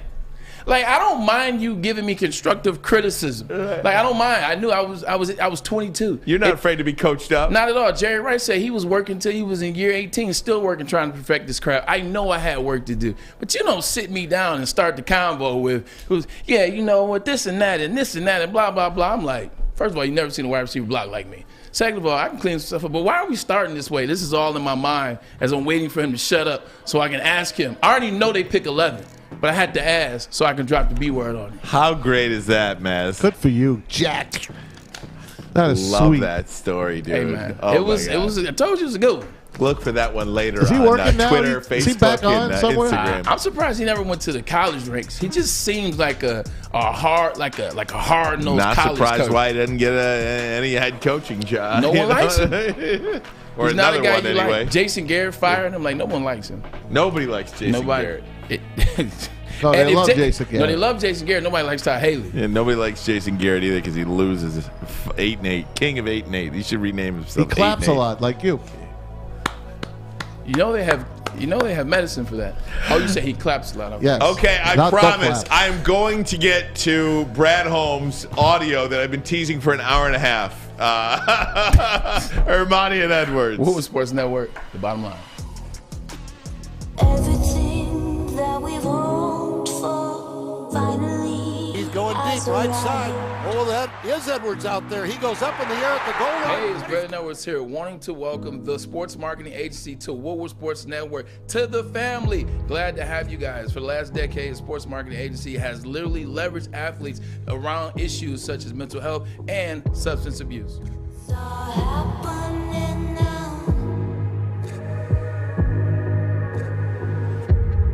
I'm Kay Cunningham. Working with Hall Financial to purchase my first home was easier than I could have ever imagined. They treated me like family from start to finish. Find out for yourself at callhallfirst.com.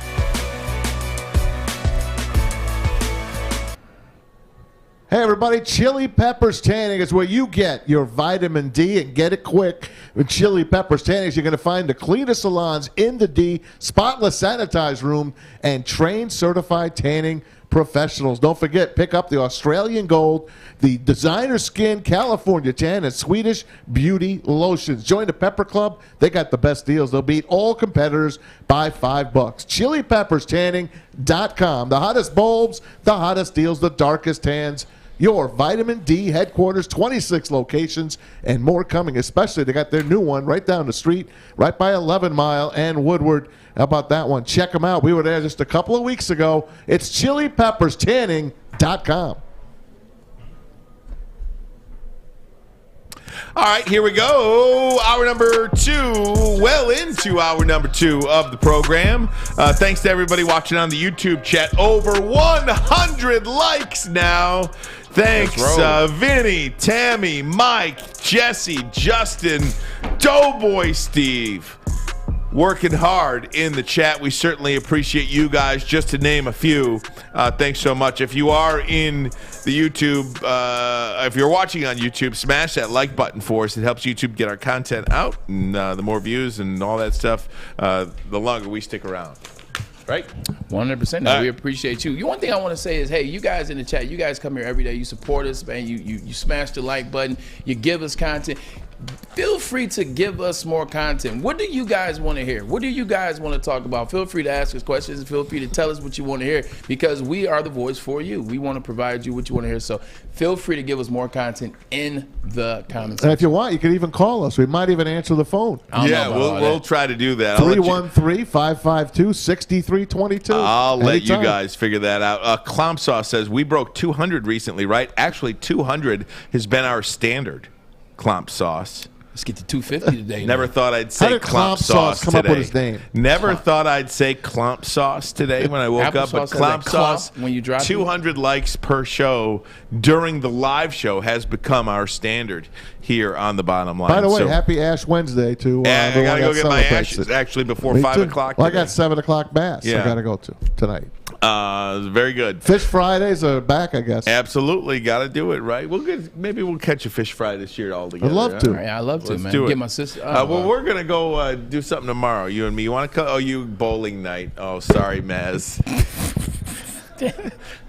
Thursday was just a coincidence. Yeah, hey.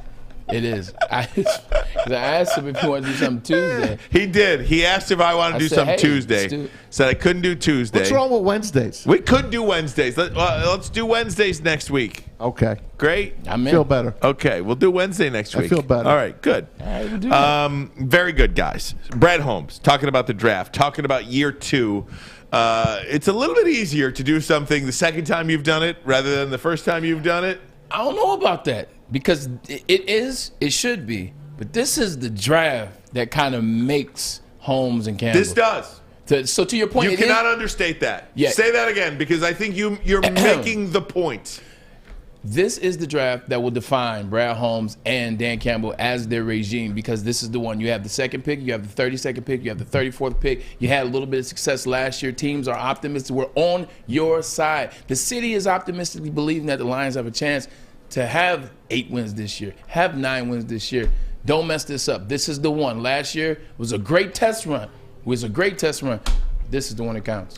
Braylon, that cannot be understated. Bravo to you for making the point, because this is the draft that decides whether or not Brad Holmes and Dan Campbell stay for a year 4, possibly a year 5. Now, they'll probably get another year, so they'll probably get a 3rd year. Yeah. But this is the draft that determines whether they get year 4 or year 5. Agreed. Period. So he talked about that with Peter Schrager, Good Morning Football. Give them the credit for this interview. Here's his thoughts on being more prepared in year 2 than year 1. Yeah, well, we're in a much better place now than we were, let's say at this point a year ago. But I will say it's very, very exciting. Now, I would say there's a lot of smoke around right now. Yeah. Like, it's still, we gained a little bit of clarity with the Senior Bowl. Hopefully we're not selected to coach the Senior Bowl again. Don't want me back there. But like you said, the season ended off on a good note. Winning 3 games is not good enough still. We want to be better. But we got some clarity at the Senior Bowl. We'll get more clarity, more questions answered this week here at the Combine. And, as the process goes along, that smoke starts to clear out a little more. But you got to just tackle each phase of the process and get clarity. There's obviously needs on the roster. As you get into this, you look at this draft class, quarterback may not necessarily be a thing, running back, but offensive line, edge guys, defensive players. You look at the Detroit Lions' needs, that kind of hits a lot of boxes. Is this a good draft for the Lions to have the number 2 pick? Oh, I think it's a great draft in general just because of all the draft capital that we have, just like you mentioned with the 3 picks in the top 50. But, Peter, we have a lot of work to do. Like we have a lot of work that is still left, and that's what Dan and I's belief are. That's what we know. We have a good plan in place, but having the second pick, having the 32nd pick, we have areas of we have question marks. Yeah. A lot over our roster, so there's a lot of different areas that we can go, a lot of different directions we can go. But we're excited to have the second overall pick and 2 picks in the first round, and we're gonna make the most of it. 2, 32, and 34 for Brad Holmes this year, and it does feel like, doing something second time around is a little bit easier. And I know you might disagree with that, or because the pressure is so great this time around. But nonetheless, they're in a really good spot, coaching the Senior Bowl, having that ability to kind of go out there to Mobile, Alabama, and not so much for the second pick, because guys like Hutchinson and many of those guys that are going to be in the top 5, weren't there. They weren't active yet. But for that second round, for that third round, for that 5th round, for that 6th round, getting around these guys and just having a little bit more of an opportunity, I really like where they're going. I think that he's built up enough equity in the draft based on what he did last year in 2021's draft, where I'm going to be like, okay, they're going to get some good players here. This draft isn't filled with a lot of guys that you think are going to go to Canton, Ohio when it's all said and done, but maybe. We'll see.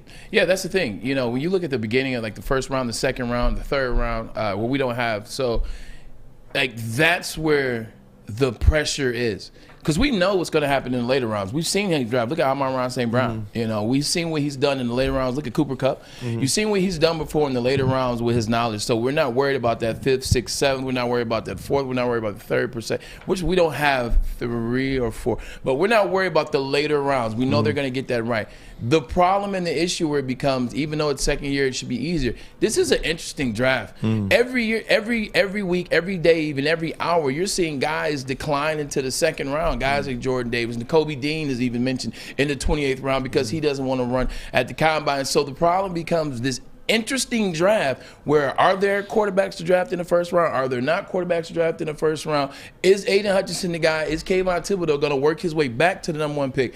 I think it's just tough because, 1, he's got to get this one right. This is the year. And then 2, it's just such a sketchy draft. Yeah. Kyle Hamilton keeps popping up out of nowhere. Derek Stingley Jr., who I think is a better safety than him, he's not popping up until we'll see tonight. I think he runs tomorrow. So it's interesting in that sense. It's a tough draft to get it right. What's funny about the draft, too, Maz, is you look at it, you could be every bit as successful with a Jalen Waddle in the first round top 10 pick as you could with a Amon-Ra St. Brown as a 4th round pick. You could be every bit as Penei Sewell 7th pick in the draft. But if you look at the last 5 Super Bowl champions, the last 5 Super Bowl champions, if you look at their offensive lines, total 3 first-round draft picks on the offensive line, 10 undrafted free agents, 7 guys in the 4th round. I mean, it's just how you get players. Yeah. There's no... It's like a jigsaw puzzle where you're trying to fit pieces, but there's really no, if you do X, that equates to Y. It is a jigsaw, but at the same time, you can definitely see the difference between first round and set 4th and 5th round. Like, look at a guy like Amon-Ra St. Brown. We'll start there. Really good player. Like, came on strong for the Lions towards the end of the year. Jared Goff found him, and he became the go-to guy. Once we got Josh Reynolds was able to help Amon-Ra kind of see how Jared Goff is used to running the system. But you look at a guy like Waddle in the first round. Like, there's no what's the word I'm looking for? You know who the best wide receiver is between Waddle and between Amon-Ra St. Brown. Now you do. You know it's still Jalen Waddle. Like, it's still Jalen Waddle. He's faster. He blows the top off of coverages. Like, it's certain things you see out of him. When I watch Amon-Ra St. Brown, I watch a guy that's really good. He could be a great slot guy, a great number 2 for the Detroit Lions. But when you watch Waddle, it's just watching something different. And that's when I say, like, look at you say there's in terms of the numbers on the linemen that are in the Super Bowl, a lot of free agent trades, a lot of guys undrafted that they turned into good linemen. But look at Creed Humphrey. Creed Humphrey was the best center in the league this year. Guess where he got drafted? First round to the Chiefs. Look at a guy like Penei Sewell. Penei Sewell was one of the best graded linemen this year. What round was he drafted in? Rashawn Slater. Look at Tristan Wirfs. Tristan Wirfs was drafted last year in the first round. Tristan Wirfs, if he doesn't get injured, Matt Stafford's not going to the Super Bowl. So just as you say like that, it's still first rounders that if you get the right one, they can change your organization. Can Amon-Ra St. Brown be Brad Holmes' second coming of Cooper Kupp? Now that's a damn good question. It's a question. Speaking of undrafted free agents, who is the guy that, again, the wide receiver? No, the guy for the Lions this year, the center. Name's escaping me right now. Not Frank Ragnow's back Pro up. Bowl. Frank Ragnow's back It's a up. really good one too. Either way, the name escapes me, but the guy nearly made the Pro Bowl this year. Think about it. You burned a high first-round pick on Frank Ragnow, and you got every bit the production out of this backup center for the Detroit Lions, who graded out off the charts. That's why I tell you, don't pick a first-round offensive That's player. right. Take the player that's going to make you. You're not great. wrong, dude. I agree with you on You're that not wrong. I agree with Don't the make part, me bring up Micah. I agree with the part on taking the player that makes you. Like, you're looking at the player, like, when you're staring at that draft board, which one of these players in the spot that you're at is the guy that you think is going to change your franchise? If it's Kyle Hamilton, take him. If it's Stingley, take him. Absolutely. Don't ask us any questions. If you believe it, take them and let's roll. What can the Detroit Lions offer free agents in this offseason? We'll do that next. Ermanni and Edwards. Woodward Sports Network, the bottom line. What's up, Chad? Fellas, let's be honest. We like things to be easy. We like simple stuff, like sports 7 days a week. We like things uncomplicated, like Lady Jane's Haircuts for Men. Open 10 to 8, 7 days a week. Walk in anytime. Sign in, sit down, watch your favorite team play, and before you know it, your hair will be game ready. Open 10 to 8, 7 days a week. Walk in anytime. Lady Jane's Haircuts for Men. It's wicked awesome. Think you're a big shot? Oh, excuse me, it goes down. Think you can make the big shot? Washington fires and hits. Woodward Sports wants to send you to the finals for college basketball April 2nd through the 4th in New Orleans. That's right, you and a friend in the Big Easy. We'll take care of the airfare, hotel, and tickets to see the finals for college basketball. Listen Monday through Friday to the Morning Woodward Show. Big D Energy and the bottom line for your chance to qualify. If you can make the big shot, you and a friend are getting out of the cold and to New Orleans. Keep listening and watching for your next chance to win. Powered by Planet Fitness, Centron, and the Sports Marketing Agency. And it's over. Anything can happen in March. SMA has been leveraging pro athletes and other notables for over a decade against issues around mental health and substance use disorder.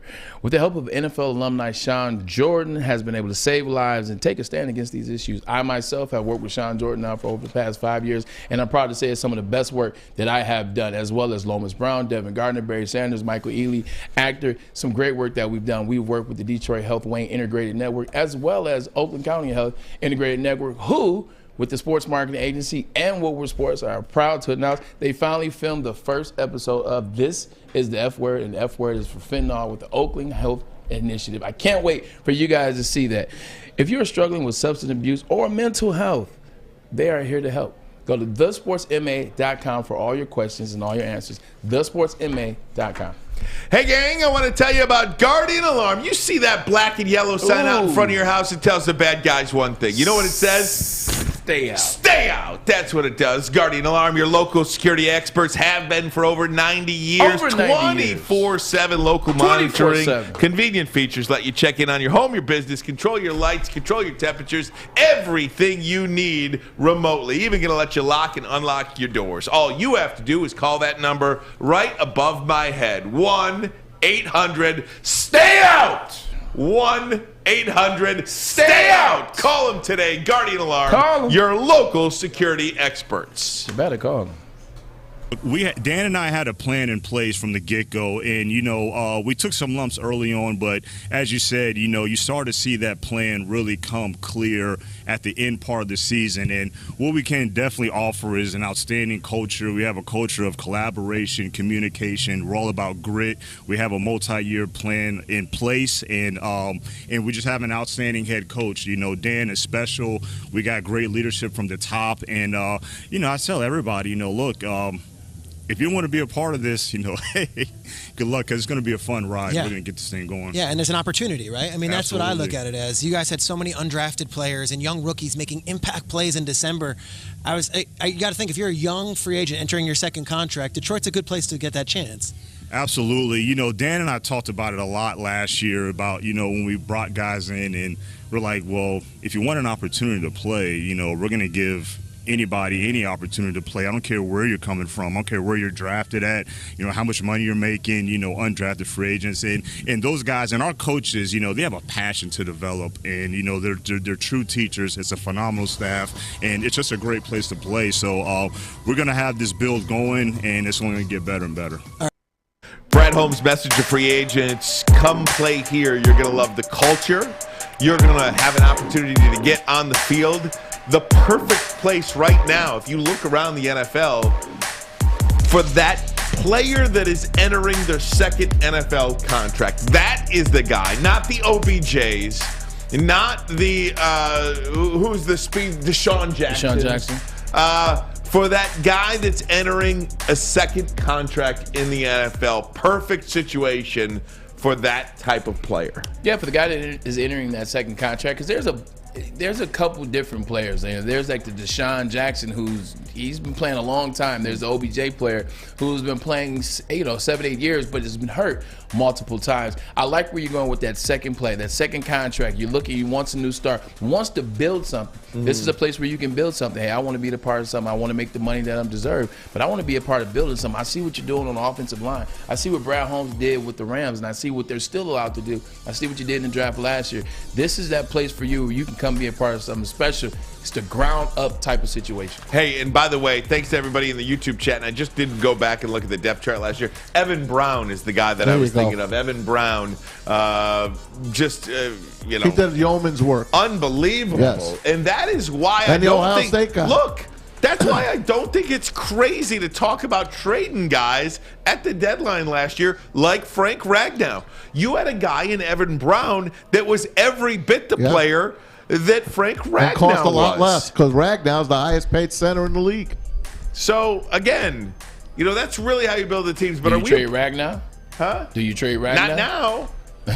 Not now. I mean, now I want him back. But I mean, I there's all those talks. Would you trade Ragnow? Would you trade the tight end? Tyler Decker. Taylor Decker. Hawkinson. T.J. Hawkinson. Would you trade Taylor Decker? Now, you don't want to get crazy and trade everybody. No. But if there's one or two guys that maybe can help you rebuild this thing, why wouldn't you? Because you're going to get more for Ragnow than you're going to get for Evan Brown. And going to the wide receivers, don't forget you got Quintez Cephas still. Forgot about him. He might blossom still. Let me ask you this question. This is a dumb question, but there's no such thing as a dumb question, but there is. Would you do something with DeAndre Swift where you would do something with the Giants where it's like, hey, we won't give you first, but we'll give you DeAndre and maybe a second? For who? For Saquon Barkley. No. I think Saquon's done. No, I disagree. I think you're probably right, but I don't think the Detroit Lions are in a position financially to take a chance on a player such as Saquon Barkley, who is going to they got Swift cheap. Yeah. Yeah, this is true. And they got Jamal Jefferson. They got a lot of players. Jamar Jefferson. They got a lot of players there. All right. Yeah. Just asking. Are we at the point? Let me ask you this too. Are we at the point? You mentioned stupid questions, so I too am going to mention stupid question. They're the best. Are we at the point where you feel like inbred Holmes? I'm sorry, I couldn't hear you that well. Are we at the point where Lions fans are? Inbred Holmes we trust. I think so. Inbred Holmes we trust, did you say? I Is that what you said? Inbred Holmes we trust. I think you Are we there? Not yet. This draft. I agree with Maz. It's like what he's done. He's done everything that he's supposed to do up until this point. He's done it well. It basically gives him the credibility. Like when we were talking about him out in the Rams and what he did at the Rams, at one point in the season, we were like, all right, well, maybe that's why the Rams got rid of him. That's why he took the job. He wasn't as a part of that front office as we were led to believe. And then you let the last 10 games play out, and you're like, you know what? He was a part of that. So I think he's bought himself enough capital where we're you know what? Yeah, we believe in your draft. Draft who you want. Let's go ahead and let's work with it. But we haven't got there yet where it's just in draft Brad Holmes we trust. We're close, though. Hey, that's Senior Bowl. That's Senior Bowl. He's going to turn up a couple of winners out of that game, and that's when I'm going to be in his corner. I love how he doesn't – this is the one thing I love about Brad Holmes. When you watch him do interviews, whether it was at the Senior Bowl, whether it's at Indianapolis for the Combine, whether it's here in Detroit – he doesn't give you much of anything, but he gives you a lot. Mm-hmm. Like, it's hard to explain. Like, he doesn't give you much of anything, but he gives you a lot. He gives you passion. He gives you, like, discernment. He gives you conciseness. He stays on the point. He doesn't give you much, though. It's hard to describe. Very reminiscent of Sparky Anderson, who would talk for 10 minutes and not say a word. There you Seriously. go. And he knew what the hell he was doing. Right, exactly. For the most part. Or if you ask him a question, he's going to answer something else like Scotty Bowman would do. Right. And you're talking about but what do those two coaches have in common? I used to go Championships. Down, right. Thank you. I used to go down to spring training and interview Lou Whitaker. You ask Lou Whitaker one question, 13 minutes later, you ask your second one. Really? Yeah, So we're not going to get him on for his number retirement? We could do an hour-long special where I get one question, you get one question, and you get one question. And we'll call it the hour. We've got guests like that on. Oh, man. Oh, my God, guys. That is so funny. Billy the K. BK. Guys, I want to put a pin in some Lions talk, but stay with the NFL. Dan Orlovsky. I'm going to save some of that tomorrow. I'm going to save some of it for tomorrow. Okay, Maz? I'm with you, bro. I'm sorry. Hey, you want some water? I'm going to save some of it. Dinner last I'm going night. to save some of it for tomorrow. Oh, yeah. What did you have? Uncle Joe and Kathy took us out for my 60th. Grandma joined us, Kathy, me. We went to Ocean Prime. Okay. And it was prime. How'd you order your steak? Rare to medium rare. That's the best. Ribeye. How can you not? How do you not? How do you not? When you Outstanding. Great service by DJ. Shout out to DJ. Phenomenal. Thanks, Uncle Joe and Fine Kathy. people at Ocean Prime. Great stuff. We should go there some night. Let's go. Pick a Wednesday. Very good. We'll go tomorrow. Yeah, you guys will. Hey, right. We'll go tomorrow. Let's go tomorrow. Dan Orlovsky, top 5 offseason moves. One in which I think is a slam dunk, and I have totally changed my mind on how I feel about Mitchell Trubisky. I'll tell you why coming up next. Ermanni and Edwards. Woodward Sports Network, bottom line. Bray, you look like a young LeBron today. What? He looks like Braylon Edwards circa 2003. Thank you. Hey, young LeBron James. Crazy with this LeBron James stuff. wish he looked this good. Stay out, man. LeBron James. Stay out. You stay out over there. You don't have to go to the beach, man. You don't have to get your butt crack full of sand. You just need a little chili peppers, man, to get that glowing beach chili peppers tan. Woo! With 26 locations in the Metro Detroit area and more coming, Chili Peppers Tanning is where you'll find the cleanest salons in the D. Join the Pepper Club for the best deals on unlimited tanning. Head to chilipepperstanning.com. You just need a little chili peppers, man. Braylon catches TDs. On the slant, there goes Braylon Edwards. Edwards on a foot race, and no one's going to get near him. 80 yards for the touchdown. Ryan catches Pokemon. We all have our strengths. The bottom line on Woodward Sports. Hey, gang, I want to tell you about Lady Jane's Haircuts for Men. Fellas, it is game day each and every day. Football off-season is here. Why wouldn't you want to look good, right? It is wicked awesome. Look at Braylon Edwards over here. My goodness. Lady Jane's in over 20 states. We are always available wherever and whenever you want us to be. That's right. Lady Jane's, all you got to do, walk in, sign in, sit down, and before you know it, you are handsome and clean. Ooh-wee! Lady Jane's Haircuts for Men, open 10 to 8. 7 days a week. Lady Jane's, it's wicked awesome. Wicked awesome. Wicked.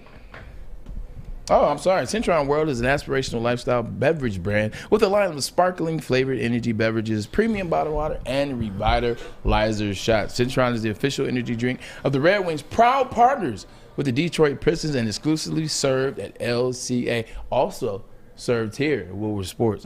Citron is fashionable, functional, and fun. Check out their stylish brand design with the unique crown and their cool bottle design. Citron is with you for all of life's most memorable moments, birthday parties, anniversaries, retirements, anything you can name, draft parties. It will be there for you to party, turn up, have a good time, and protect you.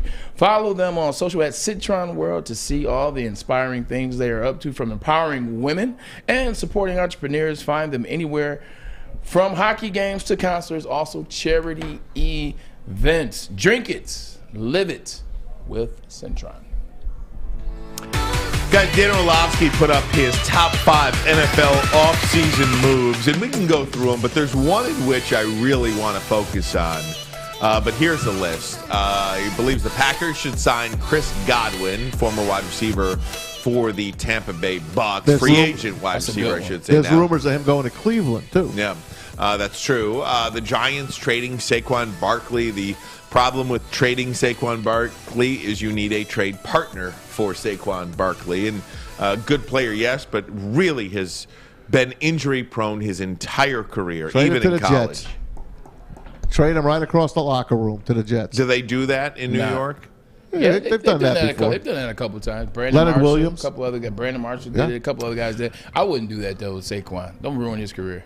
Okay, going down the list here as we see Patriots trading for Calvin Ridley. Is that even an option? Calvin Ridley's a hell of a wide receiver. Bad year last year. No, I think he had mental health issues, mental right? health last year. Yeah, he didn't play at all? No, he played after the second game. He sat out. Yeah, mental health. Wow. So yeah, he set out. That's why he had a bad year. Yeah, it was a bad year, but numbers wise, set out mental health. Bengals replicate their Chiefs offensive line reshuffle. So taking their tackles, making them guards, taking the center, making them the tackle, just shuffling their offensive line a little bit. This last one is intriguing to me. The Commanders, the Washington football team, I will call them football team probably for a while because I don't think anybody knows who the Commanders are, but everybody knows who football team is. How about the Skins? You can maybe call them that. I don't know if that is offensive as well. It represents the word you can't say. Right, exactly. Very true by you. It's like saying never mind, I can't say no. Don't say that either. You knew where I was going. Yes, Mitchell Trubisky. Here's why I'm very intrigued by Mitchell Trubisky. Being close to Braylon Edwards, it has reaffirmed to me situation is everything in the NFL. Where you go matters. The place, the location in which you go matters way more than when you go. Case in point, Ryan Tannehill. Ryan Tannehill looked like the worst quarterback ever to play in the NFL when Adam Gase was his head coach in Miami. He looked exactly like he was. He was a wide receiver when he went to Texas A&M, and they made him a quarterback. Like it looked just like that. But you then send Ryan Tannehill, new life, to the Tennessee Titans. And yeah, they have Derrick Henry. Obviously, that's a really big part of it. But the situation fit him perfectly.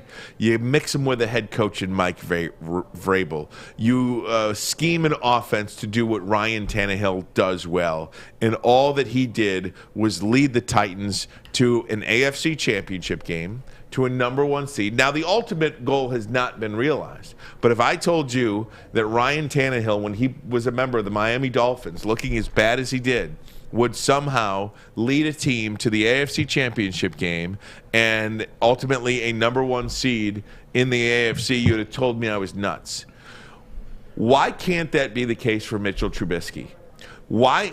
You know, Mitchell Trubisky played for a disaster of a head coach and a disaster of an organization in the Chicago Bears. That head coach, Matt Nagy, was completely overmatched, and we saw that more so than ever in how they handled their rookie quarterback this year in Justin Fields. Justin Fields getting sacked 9 times in his opening game that he played, which tells you that Matt Nagy either A, was trying to get his quarterback hurt, one. Definitely. Or B, he had no idea how to use his quarterback that he drafted. So, and there's no in between. It's one or the other. It's A or B. So Mitchell Trubisky's career might not be over. It might not have been his fault solely. Sure, much of the play you could call out. But I don't think giving him a second opportunity after being with Brian Daboll, after being with Josh Allen, is something that you should take lightly. Yeah, 100%. I like what you said right there. You saw, and the thing that you didn't mention, I'm on your team. I'm gonna piggyback off what you said. When Ryan Tannehill got to the Tennessee Titans, there were a couple pieces that you forgot to mention. Derrick Henry is just starting. I mentioned him. No. I'm gonna elaborate. Yeah. He's your starting running back. It kind of changes your position as quarterback. It's not as hard. Oh, by the way, here's A.J. Brown.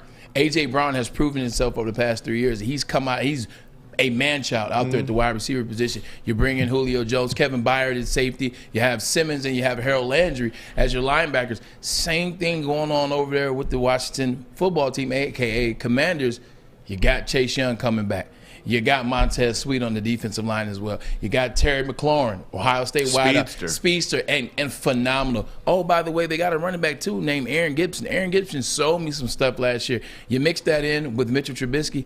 Now he's got a team, a squad in place, and he can have he can have a rebirth, if you will. He still went to the Pro Bowl as a rookie with the Chicago Bears, kind of by default, but he still was there. He still showed you had something. I like this. This is a move where you bring him in from Buffalo. He's set behind Josh Allen. He watched that phenom, and then you have Brian Daboll, like you said. You send him over there to the Washington Commanders with Aaron Gibson, Terry McLaurin, that line, Montez Sweat, and Chase Young coming off injury last year. Man, watch out. It's a good call. I'd give him a chance if the price was right. He doesn't throw a great ball. He has an odd delivery. But go back to Matt Nagy. You know he's with the Chiefs now. He's their offensive coordinator, quarterback coach, excuse me. There's rumors that he is going to be the next head coach of the Kansas City Chiefs. I read that yesterday. He is in line to when Andy Reid retires, not Eric Bieniemy, but they're looking at Matt Nagy. Who says stuff like that? Like Pro Football Talk. I read it on Pro Football Talk. Yeah, I don't know the validity of that. I don't know. Yeah. I haven't even seen it, so to comment on it just is whenever you have a head coach that's a former head coach, if he goes anywhere, it's always going to be talking about him being the guy. Like Dan Quinn, and although there's some realness in there, but Dan Quinn with the Cowboys, whenever a former head coach goes somewhere, say, oh, man, like he's going to be the guy. Especially like, somewhere that's vulnerable. Think about this, though. Here's another one. I could play that game, too. Mike Tomlin's been coaching how long? Even though Mike Tomlin is young, he's probably tired of it too. He's probably tired of dealing with the BS. And every year they've got somebody in the media. Every year it's something. So Brian Flores. And who did he just bring in? Yeah, we could play that game too. And Lou Riddick interviewed in Indianapolis for the Pittsburgh GM job as well. So who knows? Their colors are black. What's going to happen there? But going back to Trubisky, would you take him on the Lions? Yeah, I would for the right price. I would take Mitchell Trubisky, 27 years old. First-round draft pick. First-round draft pick, number 2 overall. By all accounts, just a joy to be around. Got humble. Hard worker. Got humble. You can't quantify what that does to somebody. It's invaluable. When you get humbled as a person in any line of work that you do. When you get humbled, something changes about you. It's happened to me. I'm sure it's happened to you. Yeah. It's happened to you. You think you're owed so much because you were X. When I got traded from the Browns to the Jets, so obviously first 4.5 seasons I played with the I wish I did. I played with the Cleveland Browns, made a Pro Bowl, 16 touchdowns year 3. I did all this. I got traded. I'm like, how'd they trade me? I'm like, Kellen Winslow got traded the year before that, and that was my best friend. I was like, they trade Kellen. I'm like, how did I get traded? Like, this team sucks. And they traded me, and I went there, and then we went to the AFC Championship. That next year with the Jets, I just was a different person my second year with the Jets.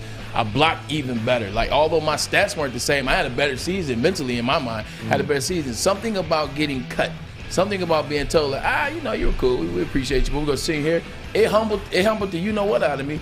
And 2 AFC championship runs, man, like that is very humbling. You tighten up a little bit tighten home. Tighten up. You got to tighten up sometimes. I cannot believe it, but we are already here. It's time for Maz's videos of the day. Are you serious? Unbelievable. Time flies when you're having fun, big guy. We are. Ermanni and Edwards. Woodward Sports Network, bottom line.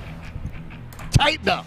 What do you get when you mix fresh, juicy, hormone-free chicken with our savory signature sauces? The best damn wings you've ever had. Wing Snob Traditional Wings. Try our Jamaican jerk or lemon pepper. And we toss them to perfection. When your wings are this good, it's easy to be a snob. Order online at wingsnob.com today. Wing Snob. We just have better wings.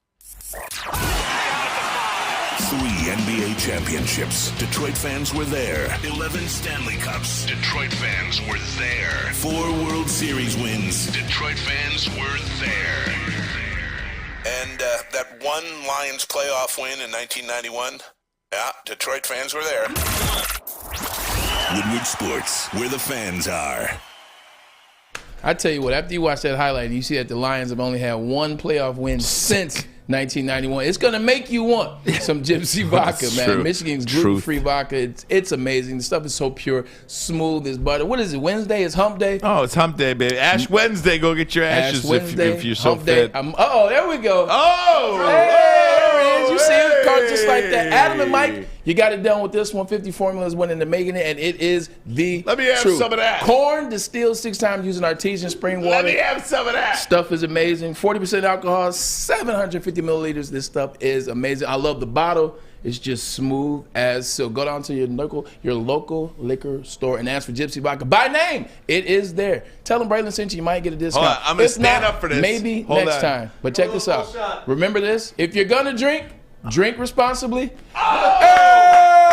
There we go. Don't spike it, though. Put them together. What do you got? Gypsy and Centron. That's magic. Drink responsibly. Yes. And now it's time for Maz's videos of the day, only on the Woodward Sports Network. Sir, it's that time of the day, fellas. It's my time. Maz's videos of the day. Videos of last night. Lots of great stuff happening on TV. We had Michigan State, and if you missed it, the Red Wings were playing against the Carolina Hurricanes. Talk about the State of the Union. How about this? Oh yeah, and Joe was on as well. How about this? Great call by Ken Daniels. And, of course, Lucas Raymond. Everyone loves Raymond, don't they? Hey, I'm trying to tell you. And I saw what you did there. Came back to Larkin again for Sider. Back in front for Tuzzi. Loose puck to Jim. They score! Raymond! Everybody loves Raymond. It's 4-3. Red Wings win.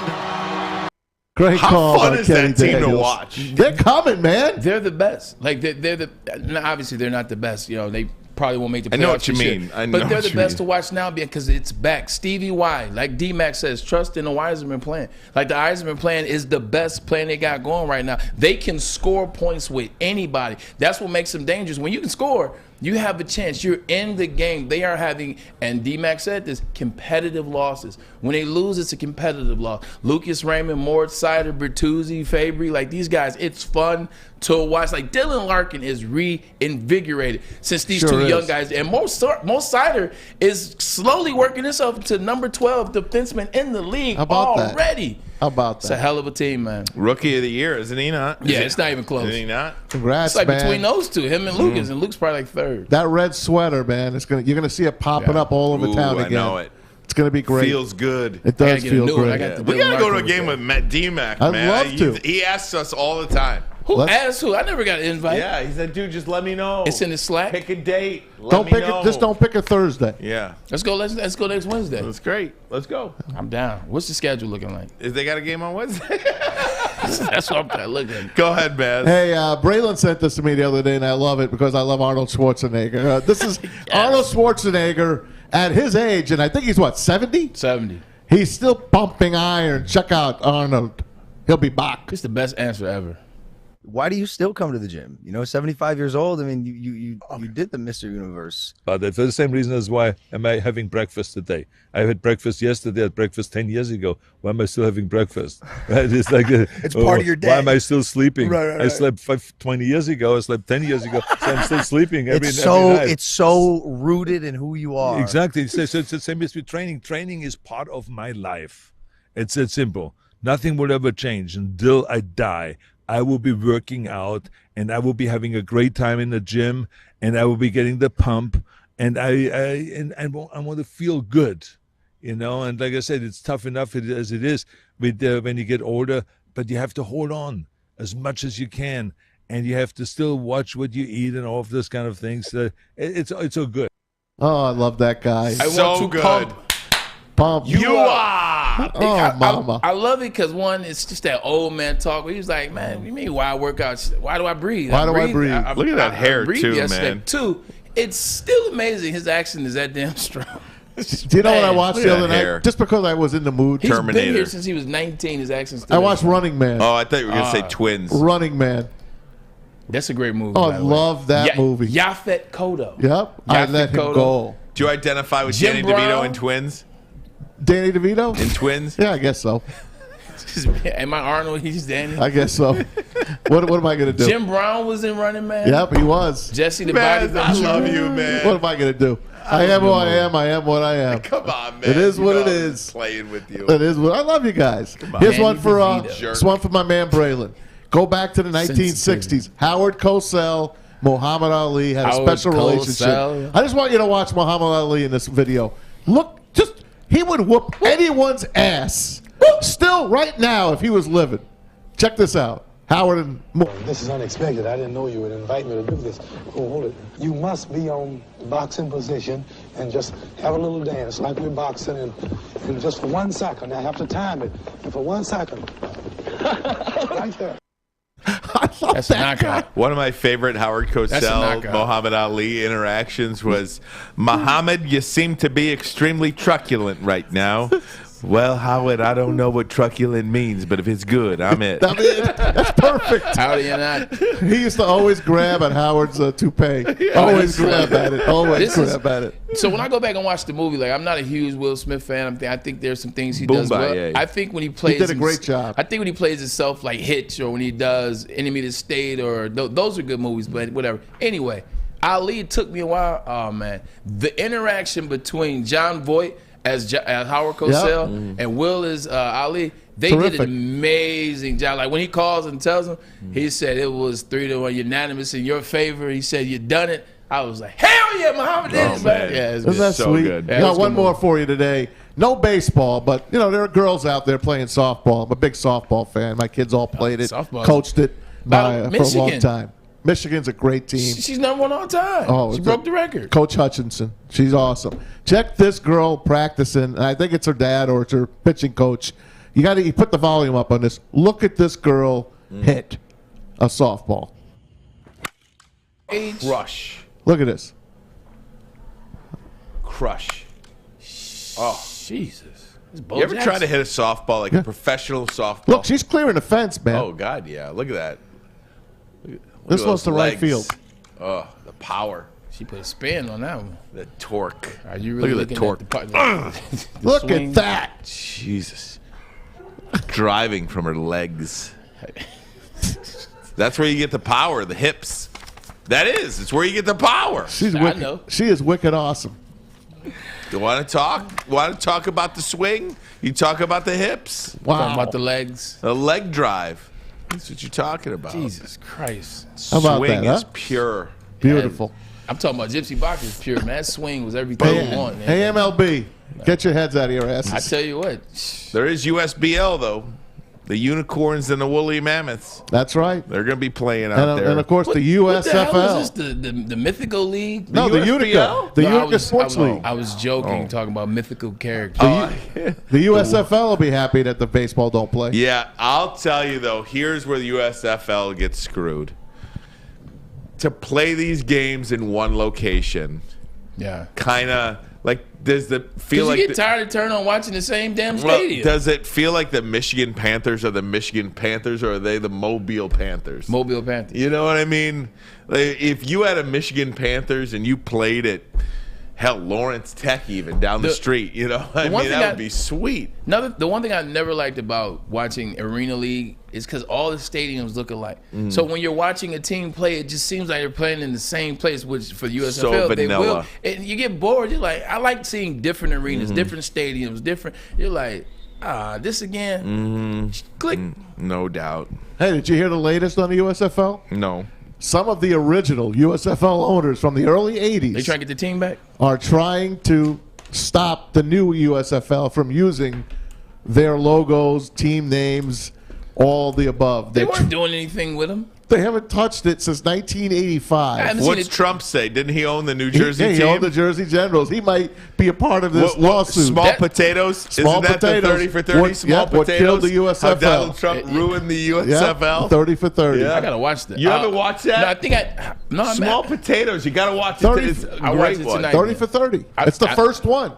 Unbelievable. Oh, wow. I'll watch it tonight. Then. All right, very good. Maz, great effort out of Thank you. you. Sam, Alex, love you guys. Braylon, get us out of here. Hey, check this out, fellas. If you're a mama's boy like me, go home and kiss your mom, man. Call her if you have the opportunity. Kiss your mom. I'm telling you, man. I was watching that Kanye West special, and it has been the stuff of dreams. I've cried 3 or 4 times. But episode 3 is when he loses his mom, Donda, man, and it just makes me feel blessed to have my mom's plural, especially my mom, like at home, right there next to me. So give your mom a big kiss. Text her if you can. If not, say a prayer, tell her you miss her, man, because moms are special and they deserve it. So that's for me to you, little tidbit. This was a hell of a show, fellas. Wednesday show. On a Wednesday. Got the club going up on a Wednesday, man. Good stuff by everybody here, man. Man, for Edwards, Ermanni, Sam, Flannel Sam, excuse me, Alex, who's my left tackle, and Uncle Maz on the couch, we are the bottom line. Boom. The Wizards can't score. Cade to the basket for a thumper. Hey, I saw it coming. Take this home with you. Why in the world did Kuzma, he must have thought he had baseline help.